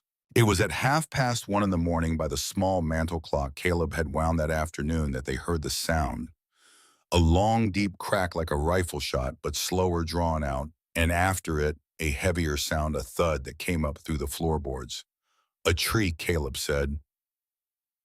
He was already pulling his boots on. Close, Wyatt said. He was already at the door. Silas had come in from the second cabin 2 hours before because the wind was wrong for Wyatt. He had been asleep in the chair by the door. He was on his feet now and reaching for his coat. Barn, Caleb said. The roof line. The three of them were out the door inside of 2 minutes. Elizabeth stood at the window with the curtain pulled back. The wind blew the snow sideways across the dooryard in long, low ribbons. The lantern light from the barn appeared and disappeared as the snow drove between the cabin and the door. She could hear the horses. She could hear Daisy. She could hear faintly the deep voice of one of the brothers shouting something into the wind. The wood box by the stove was almost empty. She thought about it for 1 second. Then she went into the west room and pulled on the wool stockings and the heavy boots Silas had left at her door in November, and she put on the buffalo hide coat that hung by the door, the coat that belonged to Silas and that hung on her like a tent, and she lit the second lantern with a hand that did not shake as much as she had expected, and she went out into the storm. The cold took her breath away the moment she stepped off the porch. It was not the kind of cold a Boston winter had taught her. It was a cold with edges. It cut through the buffalo hide where the buttons had not closed all the way. She lowered her head and walked the trench Caleb had dug to the barn. The trench was filling. The wind had pushed 2 feet of fresh snow into it in the last hour. She waited. When she came up to the barn door, she saw it. A tree, an old white pine 70 feet tall, had come down across the southwest corner of the barn roof. It had not gone through the slate, but it had cracked the main ridge beam. The roof was sagging on that corner slowly, and the horses inside, sensing it, were screaming. The cow was throwing herself against her stall. If the corner went, it would go on top of the rear 2 stalls, and Murdoch and Job were in those stalls. Caleb was at the corner under the cracking beam. He had his shoulder under the longest cross beam, and he was holding it up. He was holding it up with his back. His face was the color of paper. His boots were sliding in the wet straw. Wyatt was working the bolt on Murdoch's stall door. The horse was rearing. Wyatt was talking to him in a low, even voice, the voice of a man who had once led the same horse out of a far worse place, the voice of a man who had been to the wilderness. Silas was outside the barn on the snowdrift side, climbing up onto the roof with an axe. Elizabeth saw all of it inside of 3 seconds. Then she saw past Caleb on a peg on the barn wall, the long iron pry bar Caleb used to set the heavy beams when he was building anything. It was 4 feet long and it weighed perhaps 30 pounds. She crossed the barn through the kicking horses to the wall and took the pry bar off the peg, and she walked it back across the barn to Caleb under the cracking beam, and she set the bar at his feet. "Brace it," she said, and her voice did not shake. "Use the post for a fulcrum. I will hold the lantern." Caleb's eyes flicked sideways at her. He did not waste the breath to argue. He kicked the lower end of the bar against the foot of the heavy oak post that held up the loft. He set the upper end of the bar under the cracked beam where his shoulder was. He let his weight off his shoulder onto the bar, slow, and the bar took the weight and held. And Caleb stepped out from under and stood up straight, and his breath came out of him in a long white cloud. She held the lantern high. Wyatt got Murdoch out of the stall and into the front of the barn. He came back for Job. He got Job out. He went for the cow. The cow was the easiest. The cow only wanted out. Above them on the roof, Silas's axe was working at the trunk of the pine where it lay across the cracked beam. The blade rang on the wood slow and steady, the way Caleb's hammer rang on iron. Snow showered down inside the barn with every stroke. Elizabeth held the lantern with both hands and kept it high, and the light kept the bar visible, and the bar kept the beam up, and the beam kept the roof. It took Silas 11 minutes to cut through the trunk. When the trunk parted, the upper portion of the pine slid sideways off the roof and crashed down into the snowdrift beside the barn, and the weight on the cracked beam halved, and the beam stopped sagging, and Caleb let out a sound that was almost a laugh. They closed the horses into the front stalls. They braced the cracked beam with 2 more posts they hammered up under it from below. They wrapped Daisy in a blanket and led her into the front of the barn beside the horses. By the time they walked back to the cabin through the trench, the storm had begun to ease, and the eastern sky was the kind of black that means dawn is 2 hours off and not yet. Inside the cabin, Elizabeth set the lantern on the table. Her hands were shaking now. The cold was past and the fear had finally caught her up. She put the kettle on. She made coffee. She made it strong and black, and she set 4 tin cups on the table and she filled them. The 4 of them sat at the table. None of them spoke. They drank the coffee. Silas's hands were red and raw from the axe and from the cold. He held the cup in both of them and warmed his face in the steam. Wyatt's coat was open at the collar, and he was breathing slow and deep, the way a man breathes coming down off a long fight. Caleb sat with his hands flat on the table on either side of his cup, the way he had sat the morning he laid out the terms. It was Silas who spoke first. "You should not have come out," he said, quietly, to Elizabeth. "I am part of this household," she said. "Or I am not." He looked up at her. He did not answer for a long second. Then he said, "You are." That was all. But Caleb, across the table in the lamplight, looked at her in a way she had not been looked at by any man in 22 years of life. He did not look at her with hunger. He did not look at her the way Charles Whitmore had looked at her in the breakfast room. He looked at her the way a man looks at something he has just understood was not what he thought it was, and was in fact much more. He held the look for 3 seconds. Then he lowered his eyes to the coffee. "Bed," he said quietly. "All of us. It is past 4. Stock at first light." She stood up to go. At the door of the west room she stopped. She looked back. Caleb was still sitting at the table. He had not moved. The lamp threw the shadow of his shoulders onto the wall behind him, and the shadow was the size of a doorway. "Good night, Mr. Calloway," she said. "Good night, Miss Hartwell," he said. She went into the west room and she shut the door. She did not slide the bolt. She had not slid the bolt for 2 weeks. It was 8 days after the storm, on a moonless night near the end of February, that she heard the conversation she was never meant to hear. She had gone out to the privy. The night was clear, and the stars were the cold, hard stars of the high country in February. The path was packed down hard underfoot. Coming back, she paused at the corner of the cabin to look at the stars, and the wind brought her very faint the sound of voices from the side of the small east cabin where Wyatt and Silas slept. The voices were low. They were brothers' voices. She did not mean to listen. She would tell herself later that she did not mean to, but her feet did not move.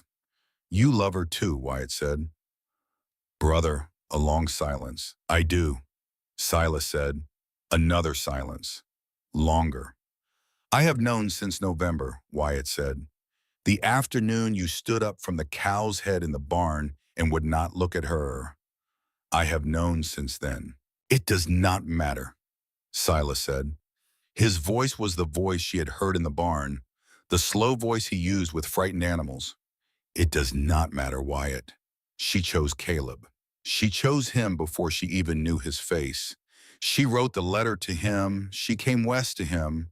She did not come west to me. She did not come west to you.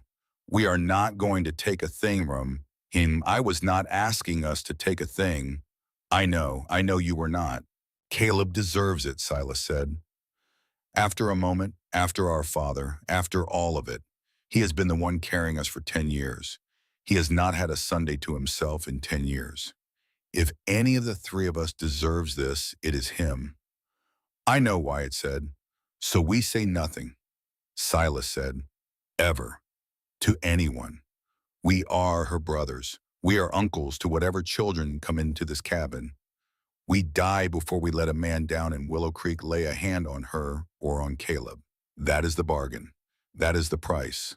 That is the price, Wyatt said. Brother, I swear it on Hannah's grave, Silas said. And on Mother's, Wyatt said. There was a long silence after that. After a while, Elizabeth heard one of them.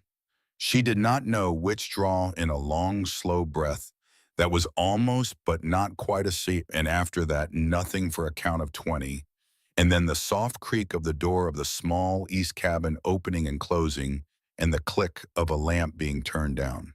She stood at the corner of the main cabin in the cold for a full minute longer. She pressed her hand flat against the rough log wall. She did not cry. She thought instead of the small carved comb on the table that first morning, and the bouquet of dried columbine, and the moccasins. The comb had been Caleb's. She had known that since the third day by the cut of the letters. The columbine. She had wondered sometimes who had picked them.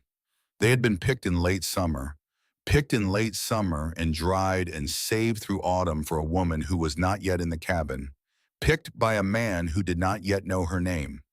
The moccasins, the careful sinew stitching, the exact size. She had never asked. Now she knew. She walked very slowly around the corner of the cabin and up onto the porch. She let herself in quietly. Caleb was at the rocker by the fire as he was on every Wyatt night. He did not turn his head as she came in. He was a man who knew even with his eyes on the fire who was in the room with him. Cold out, he said. Cold, she agreed. She crossed the room and stopped at his chair. She did not sit down. She put her hand on the back of his shoulder. Just rested it there. The wool of his shirt was warm. He did not move. A minute passed. He set his Bible down on the small table at his elbow. He covered her hand with his own. His hand was huge and warm, and the calluses were a comfort against her cold fingers. He did not look up at her face. You all right, he said. I am all right. She stood there with her hand under his hand on his shoulder for another minute, and then she turned and went to the west room and shut the door. And this time she did slide to the bolt, but she slid it only because she did not trust herself. And she lay in the bed in the dark and stared at the ceiling logs, and she thought, I will be the best wife to that man that any woman has ever been. I will be the best sister to those two that any woman has ever been. I will not break what those three have built. I will join it. I will hold it. I will pour what I have into it the way a woman pours fresh water into a cistern that has gone half dry. She slept then. She slept the way she had not slept since the morning she walked out of the Whitmore house in Boston with $11.47 to her name. The first week of March came in warm. The icicles along the eaves of the cabin began to drip in the afternoons. The aspens at the edge of the meadow showed the first pale green at their tips. The wind out of the south, which had been the wind of the burn back in September, came back over the ridge with a smell of wet earth and pine sap in it that was the smell of a country waking up. On the third afternoon, Elizabeth walked out onto the porch and stood with her face into the southern wind and closed her eyes, and for the first time in 4 months she felt the sun on her eyelids, and she thought, we made it. We made it through. It was Wyatt who came back from the morning circuit on the fourth day with the news. He had ridden out to check the snares on the North Fork and to look at the state of the pass. He came back on Arrow at a fast trot with his rifle across his thigh.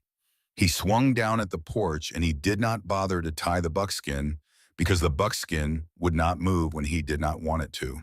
He came up the steps 2 at a time, and he stopped at the door and looked at the 3 of them sitting around the kitchen table over breakfast, and he laid the rifle flat on the table. 4 riders, he said, 5 miles down the south trail. Coming up. The room went very still. How many of them did you see? Caleb said. I saw 4. 4 horses. One of them is a black Mustang. It has cedar burr on its fetlocks. He is one of them. Silas had set his cup down when he said, 2 hours maybe. The lower pass is open enough at the north chute for a horse if a man walks it part of the way. They are walking the part where they have to. They are coming. Caleb looked across the table at Elizabeth. It is time, he said, quietly. She nodded.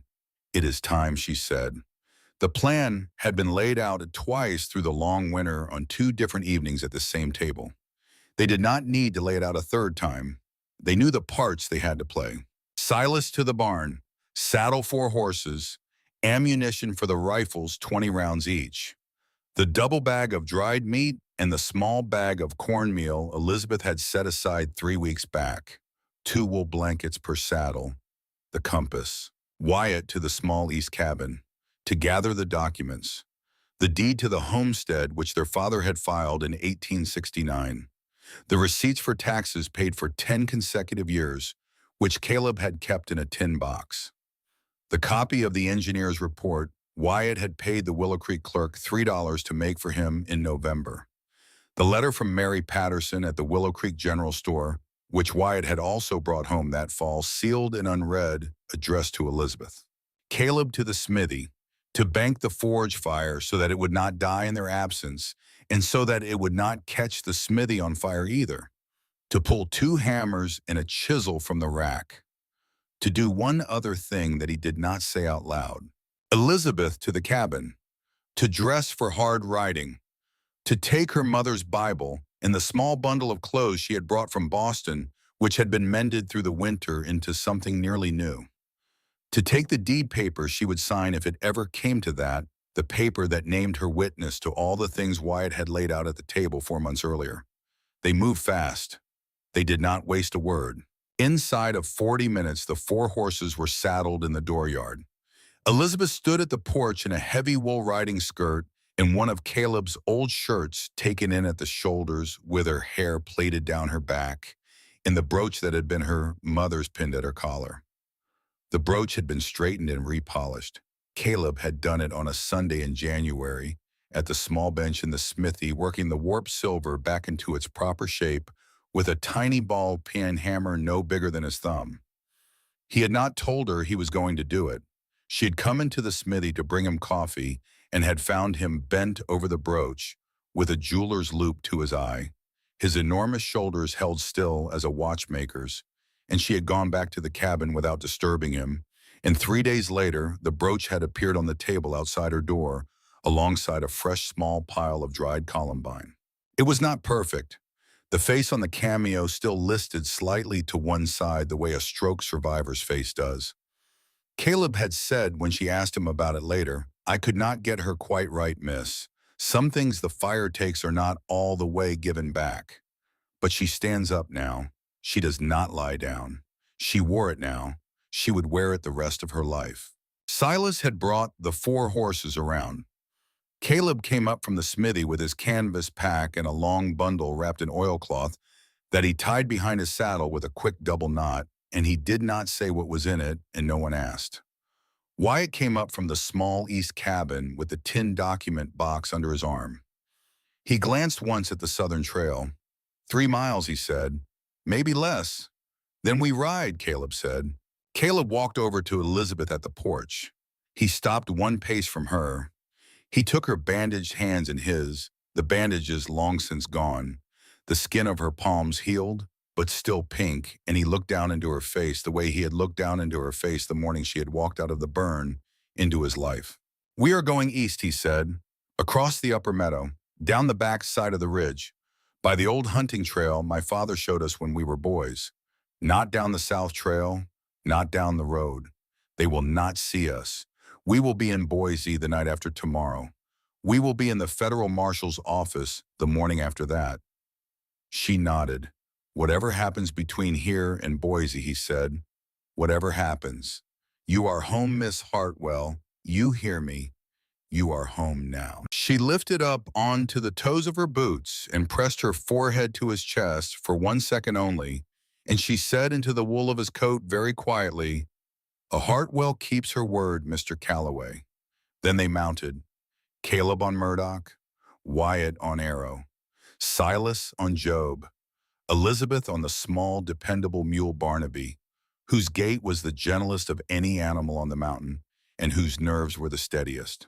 They rode east across the upper meadow with the morning sun at their backs and the long blue wall of the Sawtooth Range opening ahead of them, and far below them on the south trail, four small black dots were just coming around the last bend before the cabin, and the four dots had no idea yet that the cabin they were riding toward had already been emptied of every soul they had come to find. Caleb led. Wyatt rode rear guard. Silas kept Elizabeth between them. They climbed the back of the ridge at a steady walk for 2 hours, and, at the lone pine on the eastern crest where his father and his mother lay buried under a slab of granite, he had cut and lettered with his own hands 11 years before.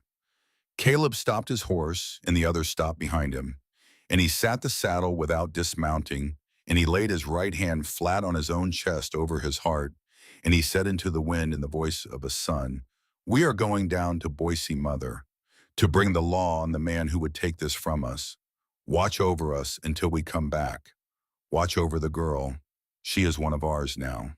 He did not wait for an answer. He never did. He turned his horse and led them down the back side of the mountain toward the long, thin line of the Boise Road, and the wind out of the south rose and met them as they descended, and somewhere 10 miles ahead in a town they were not yet in, a man with gray hairs cut like a sickle was finishing his morning coffee in a private dining room in the Willow Creek Hotel, and somewhere 4 miles behind them, four men on tired horses were arriving at an empty cabin to find the forge banked. The cabin door bolted from the outside, and a single sheet of paper nailed to the inside of the barn door, written in the careful, slanted hand of a Boston governess, and the paper said simply, "Mr. Morgan, we have gone to Boise. Tell Mr. Blackwood we will see him in court. Elizabeth Hartwell." They camped the first night in a stand of lodgepole pine 10 miles east of the Lone Pine Ridge on the bank of a fast, cold creek that ran down off the north shoulder of the mountain and was choked at the edges with the last black ice of the winter. They built a small fire that threw no smoke. They ate dried beef and cornmeal porridge cooked in a tin pan over coals. The horses they tied on a rope line between two trees and watered at the creek and gave each one a half scoop of grain from the saddlebag. They slept in shifts. Wyatt took the first watch. Silas took the second. Caleb took the dawn. At some time past midnight, when the fire had burned down to a low red bed, and Wyatt was the only one awake, he came over to where Caleb lay rolled in his blanket beside the fire and squatted down on his heels and shook his brother awake. He did it gently. He did not speak. Caleb opened his eyes. A little way off, Wyatt said very quietly. The two men walked 30 yards into the trees away from the fire and the sleeping forms of Elizabeth and Silas. Wyatt stopped and looked up at the black sky and the cold stars in it. "You ought to give it to her tonight," Wyatt said. "What?" "What you have wrapped in oilcloth on Murdoch's saddle." Caleb said nothing. "Brother," Wyatt said, "tomorrow could be a hard day. The day after could be harder. If something goes wrong on Hawks Pass, you do not want her riding into Boise without it. You give it to her tonight, by the fire, while she still has hands to take it in." Caleb stood for a long time with his arms folded and his chin against his collar. Then he nodded once very slowly. "You are not the fool, brother," he said. "I am." Wyatt almost smiled. He laid his hand on Caleb's shoulder for 1 second, the way Silas had laid his hand on Caleb's shoulder the afternoon of the fire, and then he walked back to the fire and stretched out on his blanket and pulled his hat down over his eyes. Caleb went to Murdoch and untied the long oilcloth bundle and walked back with it to the fire. Elizabeth was not asleep. She had been lying on her back inside the blankets watching the stars between the branches of the pines, and she sat up when she saw him come by the firelight on the side of his face, the bundle under his arm. He sat down on the log opposite her across the low fire. He laid the bundle across his knees and unwrapped it slowly. The oilcloth came open, and inside it, lying on a fold of clean wool, was a rose forged from black iron. The stem was the length of a forearm and turned with a slow, easy twist that mimicked a real growing thing. There were 3 small leaves along the stem, hammered so thin at the edges They almost flexed under the firelight, each leaf veined with the careful tip of a chisel he had used like a brush. The bud at the top was full open, 12 petals, each one drawn out and curled and laid against the next the way real petals layer against one another in a real bloom. The whole thing had been polished to the deep blue-black of a kettle that had been on the stove for 30 years, and there was a thin sheen of beeswax across it that had been worked in warm and would protect it through any weather a country could throw at iron. Elizabeth did not speak. Caleb did not look up from it. "I started this in December," he said, "the night you taught Wyatt the letter G. I went out to the smithy after you all had gone to bed, and I worked on it for 2 hours, and I worked on it for 2 hours every night. You were not in the smithy with me, and I finished it in the third week of February, the night before the storm took the barn roof." Wyatt and Silas have known the whole time. They never said a word. He turned the rose in his hands. "Iron does not bloom," he said. "It is one of the laws of the country we live in. Iron is shaped by the hammer and the heat and the patience of a man who is willing to be quiet for as long as the work takes. Iron is shaped, and iron holds the shape that is given to it, and iron does not by its own nature grow." He looked up at her at last across the fire. "But I wanted it to bloom for you, miss," he said.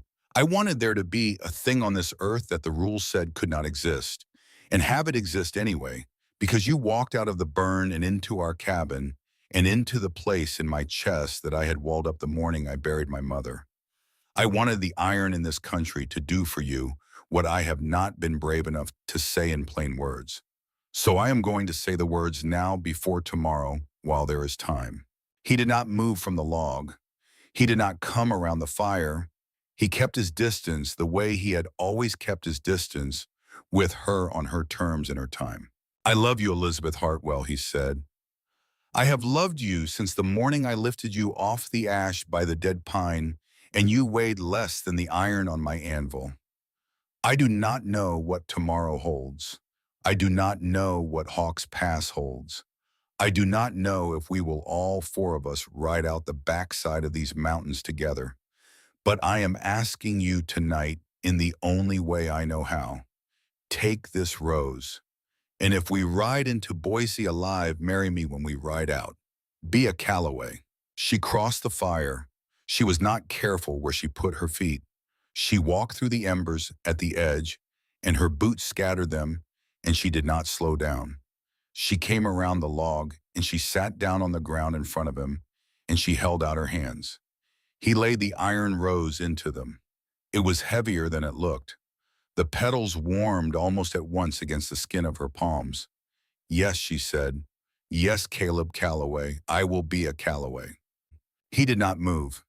He sat with his hands open on his knees, and for the first time since she had known him, she saw water at the corner of his eye, just a single bead caught in the line of his lower lash that did not fall and that he did not wipe. She rose up onto her knees in front of him and laid the iron rose on the log beside him and put her hands on either side of his bearded face. She drew him down. She kissed him once on the mouth, slow and careful, the first true kiss of her life. Across the fire, Wyatt did not lift his hat. A few feet to his left, Silas, who had been awake the whole time and had given them privacy by not moving, drew in a long, slow breath and let it out, and a tear ran down the side of his face into the wool blanket under his ear, and he did not wipe it either. The fire popped. The night went on. In the morning, they broke camp before the sun came up, and they rode east toward Hawks Pass with the iron rose wrapped in clean linen inside Elizabeth's saddlebag against her thigh. Hawks Pass was a notch in the eastern shoulder of the Sawtooth Range, half a mile of narrow trail between two granite walls. The trail no wider in places than the width of a single horse, with a long fall on the south side into a stand of dead timber 100 feet below. It was the kind of place a man who knew the country could hold against an army. It was also the kind of place a man who knew the country, if he was the wrong kind of man, could choose for a killing. They came up to the western mouth of the pass at 10:30 in the morning. Wyatt rode point. He had been reading the trail since dawn. He had said nothing for the last hour. 20 yards short of the mouth, he raised his fist and stopped his horse. Caleb pulled up. Silas pulled up. Elizabeth on Barnaby pulled up between them. Tracks, Wyatt said, quietly, without turning his head. Where Caleb said, through. They came through last night. 4 horses, 1 Mustang. They came through and turned south. They did not come back out. Silas had already swung down off Job. He was checking the loads in his rifle. They are above us, Silas said. He is above us. Caleb did not need it explained. He had spent his whole life on this mountain. He knew Hawks Pass the way another man knew his own dooryard. There was a small ledge, a kind of natural blind, on the north wall of the pass. About a third of the way through that, a man with a rifle could lie on flat and look down on the trail and not be seen from below until he chose to be. The 4 riders had come through the pass last night, turned off the trail at the eastern end, climbed the back of the north wall, and worked their way west along the spine to the ledge. They had spent the night up there. They were up there now. Caleb looked at Elizabeth. You stay here, he said. You hold the horses. You do not move. I am coming, she said. Her voice was the voice she had used in the breakfast room of Mildred Whitmore. Miss Hartwell, Caleb, she said his given name for the first time. If you go into that pass without me, and you do not come out, what good is my surviving to ride into Boise alone and tell a marshal what no one is left to corroborate? I am the witness. I am why we are here. I am coming. The 3 brothers looked at each other. Wyatt nodded once. She is right, brother. Silas nodded once. She is right. Caleb closed his eyes for 1 second only. When he opened them, he was the eldest brother again. All right, he said, listen to me. We do not ride through. We climb the south wall. The south wall is a longer climb, but it puts us above their ledge. We come down on them from the rear. Wyatt, you take the rifle and find a perch. Silas, you take the close work. I take the middle. Miss Hartwell, Elizabeth, you stay behind Silas at all times. You have the Bowie knife Wyatt gave you in your boot. You do not draw it unless a man comes inside 3 feet of you. You hear me? I hear you. They tied the horses in a stand of stunted juniper. They climbed the south wall on foot. It took them almost an hour. Silas went first, the largest of them, finding the holds, his boots silent on the rock. Wyatt went second, the rifle slung. Elizabeth went third with Caleb at her back, his hand twice on the small of her back to steady her over a hard step, his hand never lingering. At the top of the south wall, they crawled forward on their bellies through a thin stand of mountain mahogany and looked across the pass to the north wall. 4 men. 3 of them were lying flat behind the boulders along the lip of the ledge, rifles trained west on the trail mouth. They were waiting for 4 riders to come through. They were facing the wrong way. The 4th was a little behind the others, standing up against the rock face, smoking a cigar. The cigar smoke drifted east on the morning wind. The man's right cheek, even from this distance, even through the mountain mahogany, showed the long sickle scar that ran from the corner of his eye to the edge of his jaw. Wyatt, Caleb said. Wyatt did not answer. He was sliding the Henderson rifle forward through the brush and settling the stock against his shoulder. He was sighting on the first of the 3 men at the lip. The shot was a long one, 200 yards slightly downhill with a quartering breeze. Wyatt took his time. He had read the wind for the last 10 minutes the way another man reads a book. He let his breath out halfway and held it. He squeezed the trigger. The Henderson rifle cracked. The first man at the lip jerked once hard and rolled sideways off the edge of the ledge and was gone over the long fall 100 feet down, and the sound of his body in the dead timber below came up to them a second and a half later as a single dry crack. The other 3 men on the ledge spun around. They had no cover from the south. They had built their blind for an attack from the west. They had not believed any man could come around behind them on Hawks Pass. Wyatt worked the lever of the Henderson rifle and shot the second man at the lip through the shoulder before the man's rifle was off the ground. The man went down on one knee. Wyatt worked the lever and shot him a second time in the center of the chest, and the man went over backward and lay still. The third man at the lip threw down his rifle and put his hands in the air. He was a young man no more than 22, With a thin face, he was crying. He kept saying, "I did not know.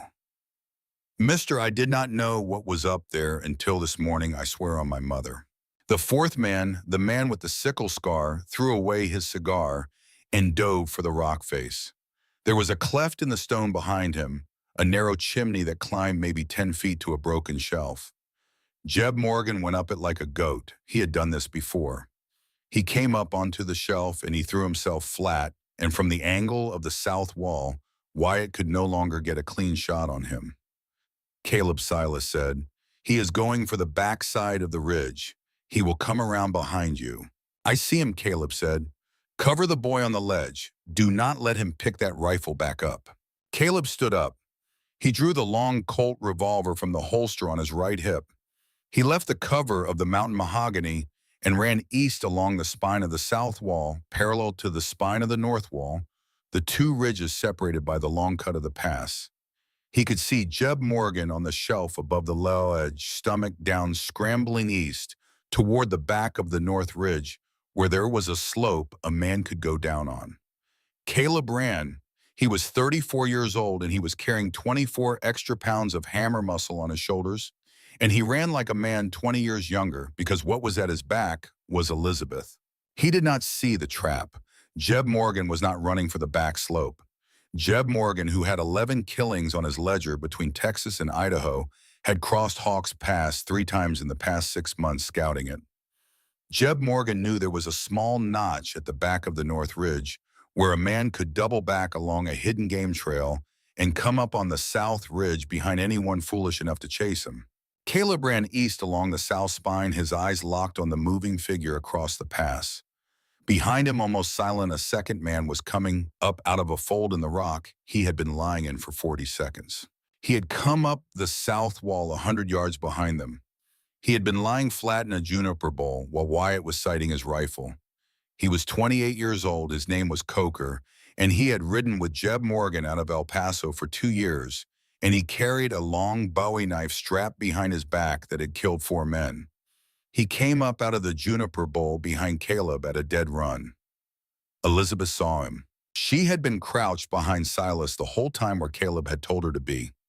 When Caleb stood up and ran east, her eyes had stayed on him because her eyes had stayed on him for 4 months. She had seen the small shadow break out of the juniper bowl behind Caleb, and she had seen the long blade come out from behind the man's back. And she had understood in the same single second 3 things.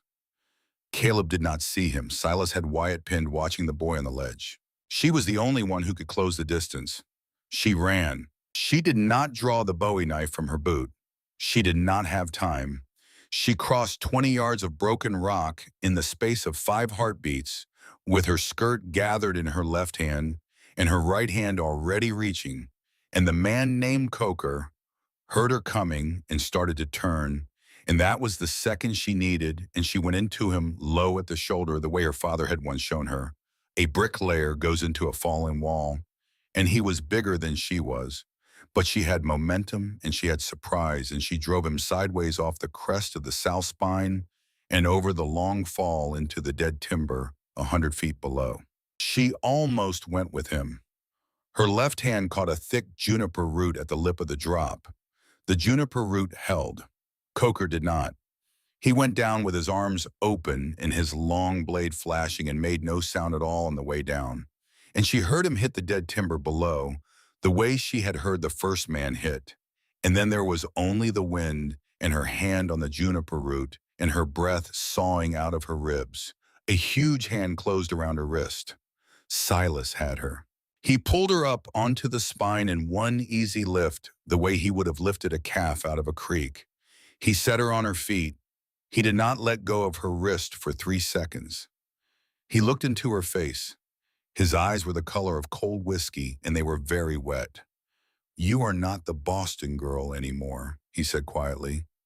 "I am Elizabeth Calloway," she said. He nodded. "You are." Across the pass, Caleb had stopped his run because he had heard the shout Wyatt had thrown after him, and he had turned, and he had seen the whole thing, and he was coming back along the south spine at a dead run.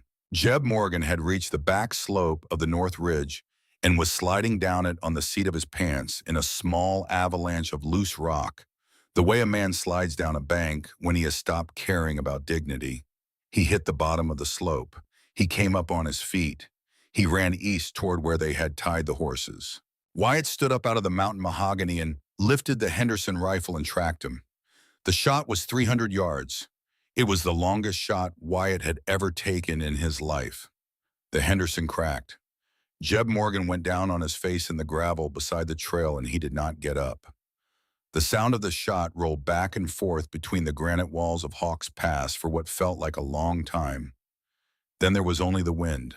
Caleb reached Elizabeth on the south spine and took her by both shoulders and turned her toward him and looked her up and down once and saw she was whole, and then he pulled her against his chest and he held her there for a count of 10, and he did not say a word. Silas climbed down to the man named Coker in the dead timber and confirmed he was dead. He came back up. Wyatt walked across the pass and kept the boy on the ledge under the rifle and tied his hands with a length of leather strap and walked him down off the ledge by the backside of the north ridge. They found Jeb Morgan in the gravel where he had fallen. He was alive. The Henderson round had gone through his right shoulder and broken the bone and shattered the shoulder blade. He was bleeding. He was conscious. He looked up at Caleb out of pale eyes and tried to smile with one corner of his mouth. "Calloway," he said. Caleb said nothing. "He was going to pay you," Jeff said. "After. He was going to pay you for the trouble. That was always the plan. That was always the deal. Tell the Marshal Calloway. Tell him I was the one who pulled the trigger on Jacobson and Decker. Tell him I will name the mayor in court. You let me ride. You let me ride out of this country, and I will give you the man who made the plan." Caleb crouched down beside him. "You will ride into Boise with us," he said quietly, "in the back of a wagon, with your hands tied. You will tell the federal marshal what you just told me, and then you will rot in the Idaho Territorial Prison for the rest of your natural life, because I am not the kind of man who lets a sickle scar walk out of these mountains." Jeb's head turned away on the gravel. Caleb stood up. "Bind him," he said to Silas. "Bind him hard." They camped that night 10 miles east of Hawks Pass in an aspen grove at the head of a small green valley that opened toward the Boise Road. They bound Jeb Morgan and the boy to a single small pine and gagged Jeb because his mouth would not stop, and they fed the boy cornmeal porridge with their own hands because his hands were tied and his mother somewhere in Missouri had not raised him for this. They built a small fire and they sat around it, and none of them spoke for a long time. Elizabeth sat between Caleb and Silas with the iron rose in her lap. Across the fire, Wyatt sat alone with the Henderson rifle laid across his knees and his eyes on the dark, the way a man sits who has just made a 300-yard shot at a moving target with a woman he loves at his back, and who is glad he was the one who could do it, and who is also glad it is finished. After a long while, Caleb laid his hand over Elizabeth's hand on the iron rose. "When we ride into Boise tomorrow," he said quietly, "I am going to ask the marshal for a preacher first and a judge second." She turned her hand under his and laced her fingers through his. "Yes, Mr. Calloway," she said. The federal marshal in Boise was a 50-year-old man named Wesley Hayes, who had served 3 years in the Union Army and 20 in territorial law enforcement, and who had a face like a piece of iron that had been hammered cold for too long. He listened to Elizabeth Hartwell tell her story in a small, wood-paneled office on the second floor of the Boise courthouse for 3 hours and 20 minutes without once interrupting her. He took notes on a yellow pad with a steel nib pen. He asked her 4 questions in 3 hours. They were good questions. She answered all of them. When she was done, he looked at the 3 Calloway brothers who had sat against the wall in a row of 3 wooden chairs with their hats on their knees the entire time, and he looked back at her. "Miss Hartwell," he said. "Yes, sir. I have been a federal marshal for 9 years. I have heard a great many stories in this office. I want you to know that I believe every word you have just told me." She did not cry. She had been ready to cry. She did not. "Thank you, sir," she said. He turned to the brothers. "You men ride back to your cabin and you stay there. I will send a deputy with a wagon for the prisoners within the hour. I will send a 6-man company of marshals to Willow Creek tomorrow morning at first light. By Tuesday night, Roland Blackwood will be in irons in the Boise jail, and by Friday, his bank accounts will be frozen by federal order pending trial. He is finished. He looked at Caleb a long second. Mr. Calloway, are you the eldest? I am, sir. By 14 minutes. Marshal Hayes almost smiled. Almost. I am told by Miss Hartwell. He said that you and she intend to be married before you ride back up that mountain. That is correct, sir. There is a Methodist church on Main Street, he said. The preacher is a man named Hollander. He is a friend of mine. If you tell him I sent you, he will marry you this afternoon. I will sign as your witness when you bring the certificate back here for filing. Caleb stood up. He held out his hand. Marshal Hayes shook it once hard. Welcome to Idaho, Mrs. Calloway, the marshal said. It was a small wedding. They were married in the front room of the Methodist parsonage on Main Street in Boise on a Tuesday afternoon in late March, with the windows open to a warm wind and a single yellow daffodil in a glass jar on the parlor table. The preacher Hollander was a soft-spoken Pennsylvania Quaker with white hair and warm hands. He read the vows from a small leather book. He did not hurry. Wyatt stood up with Caleb as the witness for the groom. Silas stood up with Elizabeth as the witness for the bride. Marshal Wesley Hayes sat in a chair against the back wall with his hat on his knees. When the preacher Hollander asked her in the old language of the rite whether she would have this man, Elizabeth Hartwell, who had walked out of the Whitmore house in Boston 7 months ago, with $11.47 to her name, looked up into the dark whiskey eyes of the largest man she had ever known, and said very clearly in the voice of a Calloway, I will. She wore the iron rose pinned at her shoulder. The cameo brooch of her mother was at her throat. The kiss at the end of the rite was brief and proper in the way of a Methodist parsonage. The preacher Hollander shook Caleb's hand. Marshal Hayes signed the certificate as the second witness. The four of them walked out into the spring sunshine of Boise, Idaho territory, with the certificate folded in the pocket of Caleb's coat, and the long road home ahead of them, and behind them, in a stone-walled cell in the basement of the Boise jail, a man named Roland Blackwood was already on his way down from the Willow Creek Hotel under an armed escort he had not seen coming. He was sentenced 6 weeks later to 25 years of hard labor at the Idaho Territorial Prison for criminal conspiracy, attempted murder fraud, and the murder of 2 homesteaders by his agents. He served 18 of the 25 years before he died of a stroke in the prison infirmary in 1898. The land he had stolen from the widows Jacobson and Decker was returned by federal court order to the heirs the marshals could find. Jeb Morgan, who turned state's evidence as he had promised, was sentenced to life without parole in the same prison. He was killed in a yard fight in 1885 by a man whose brother he had murdered in Texas in 1873. The boy on the ledge, whose name turned out to be Will Henley, was sentenced to 4 years for accessory and was paroled after 2 for good behavior. He went home to his mother in Missouri and was never heard of again in Idaho. These were the small, later facts. They mattered, but they were not the story.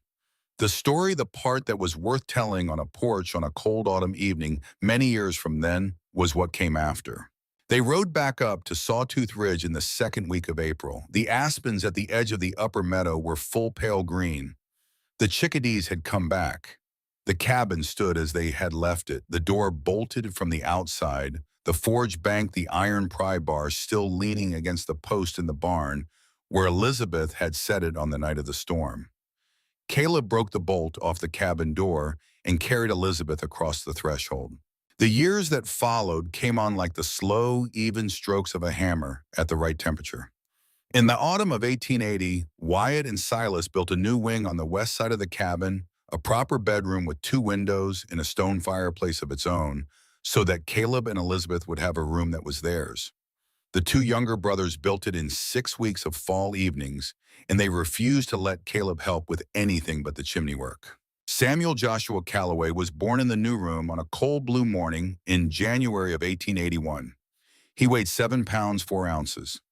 Caleb, who had stood beside the bed of dying men in the wilderness without flinching, who had pulled iron at white heat from the forge with his bare hands, when he had to sat on the edge of the new bed and held his son and shook the way a man shakes when his life has just become much larger than he had ever imagined it could be.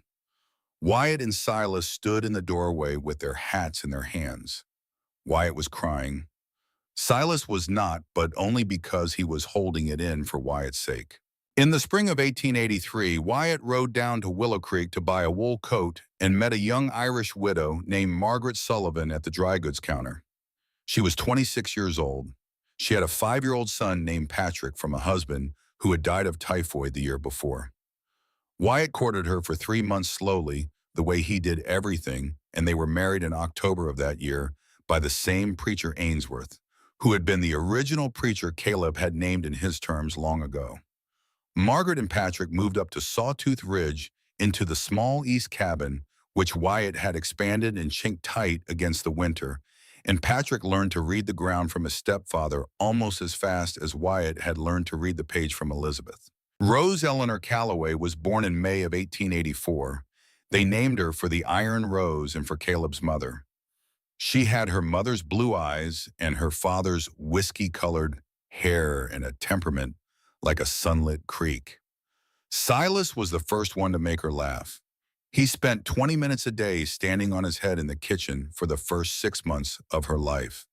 Elizabeth never told him she could see him through the window every afternoon she was gathering eggs. Wyatt and Margaret had a daughter named Lily in 1884, the same year as Rose, and a son named Thomas in 1886, named for Thomas Patterson, who had perished in the wagon train fire and who had loved his wife.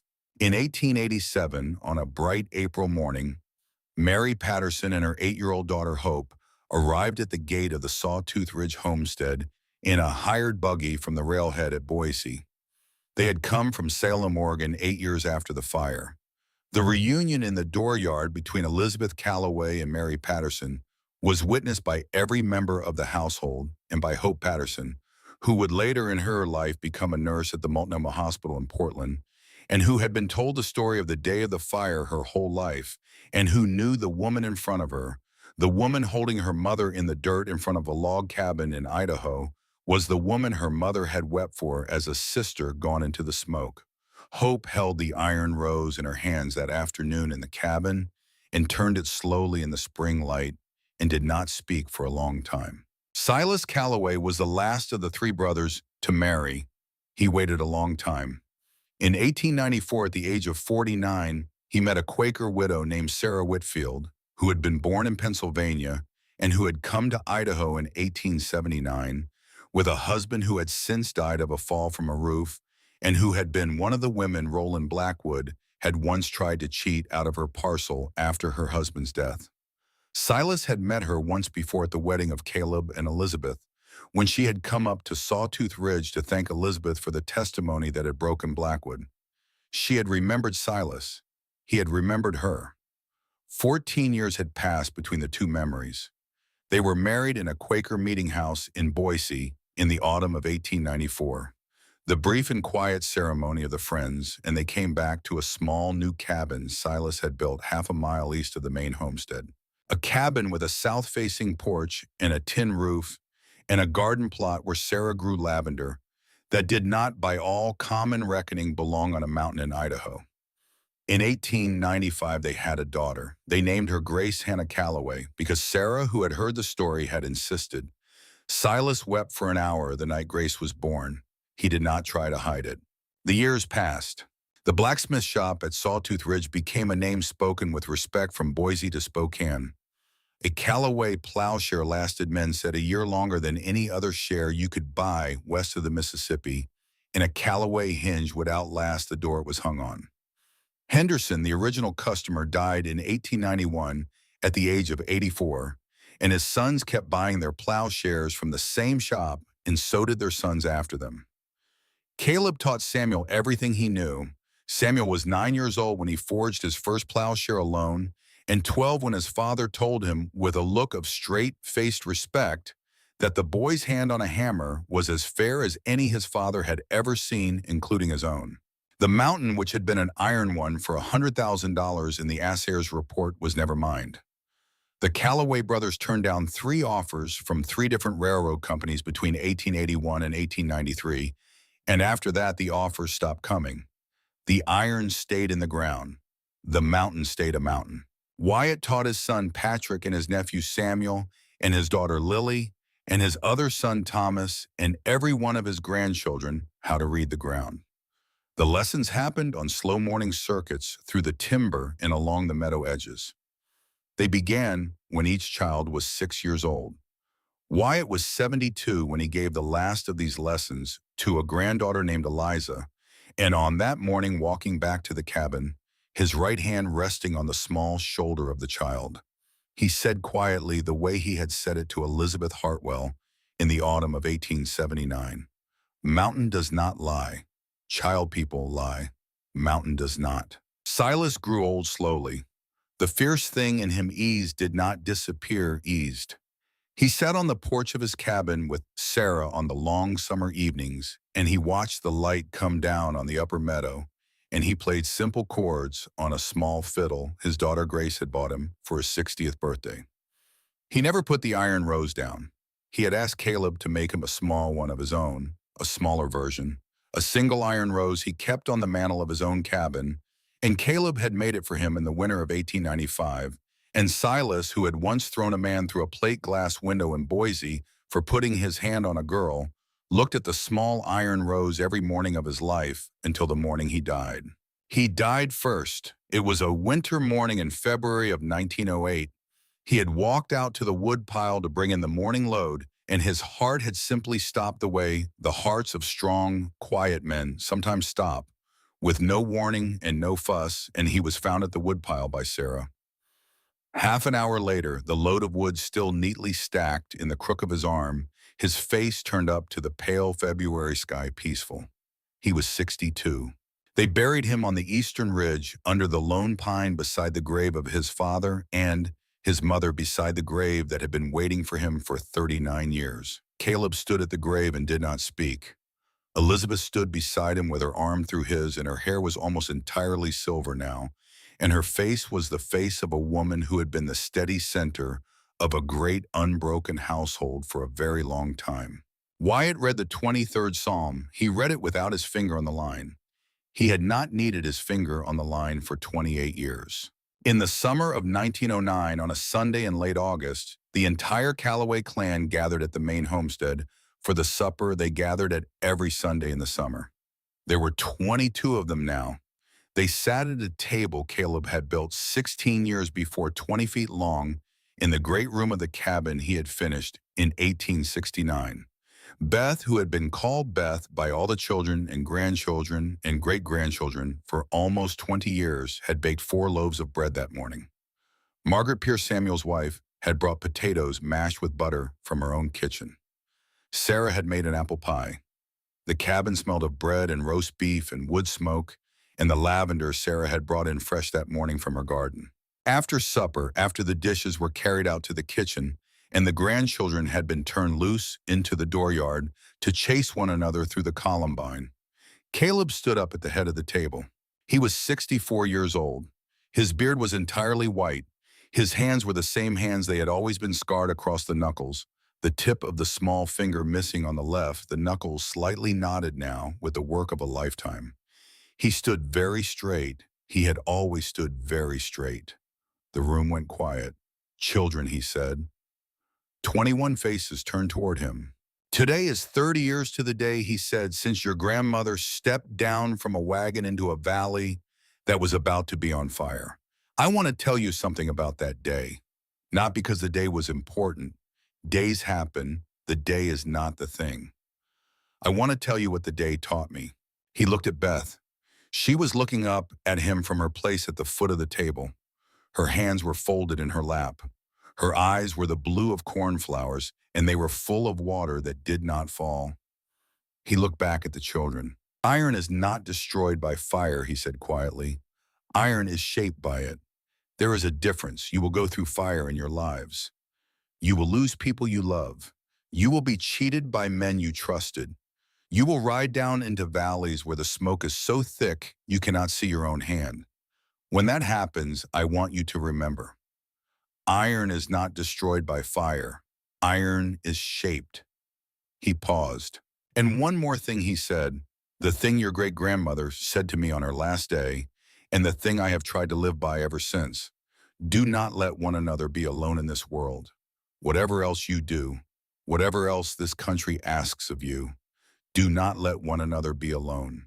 He raised his coffee cup. To the Callaways, he said, to the next 90 years of them, 22 cups went up. To the Callaways, the room said. Later that evening, after the families had gone home to their own cabins down the slope, Caleb and Beth stood on the porch of the main cabin and watched the lights come on one by one in the 4 small homes their family had built on the backside of Sawtooth Ridge. Wyatt and Margaret's cabin, where 2 grandchildren had stayed the night. Sarah's cabin, where Grace, who was now 14, was reading aloud to her mother by the fire. Samuel and Margaret Pierce's cabin, where their 3 children were already asleep. Patrick Sullivan's cabin, the oldest of Wyatt's stepchildren, who was now 31 and married and had children of his own. Beth leaned her head against Caleb's shoulder. He covered her hand on the porch rail with his own. They did not speak for a long time. In the front room of the cabin behind them on the mantel above the great stone hearth, the iron rose sat in its place. It had been there for 29 years. It was still black. It was still polished.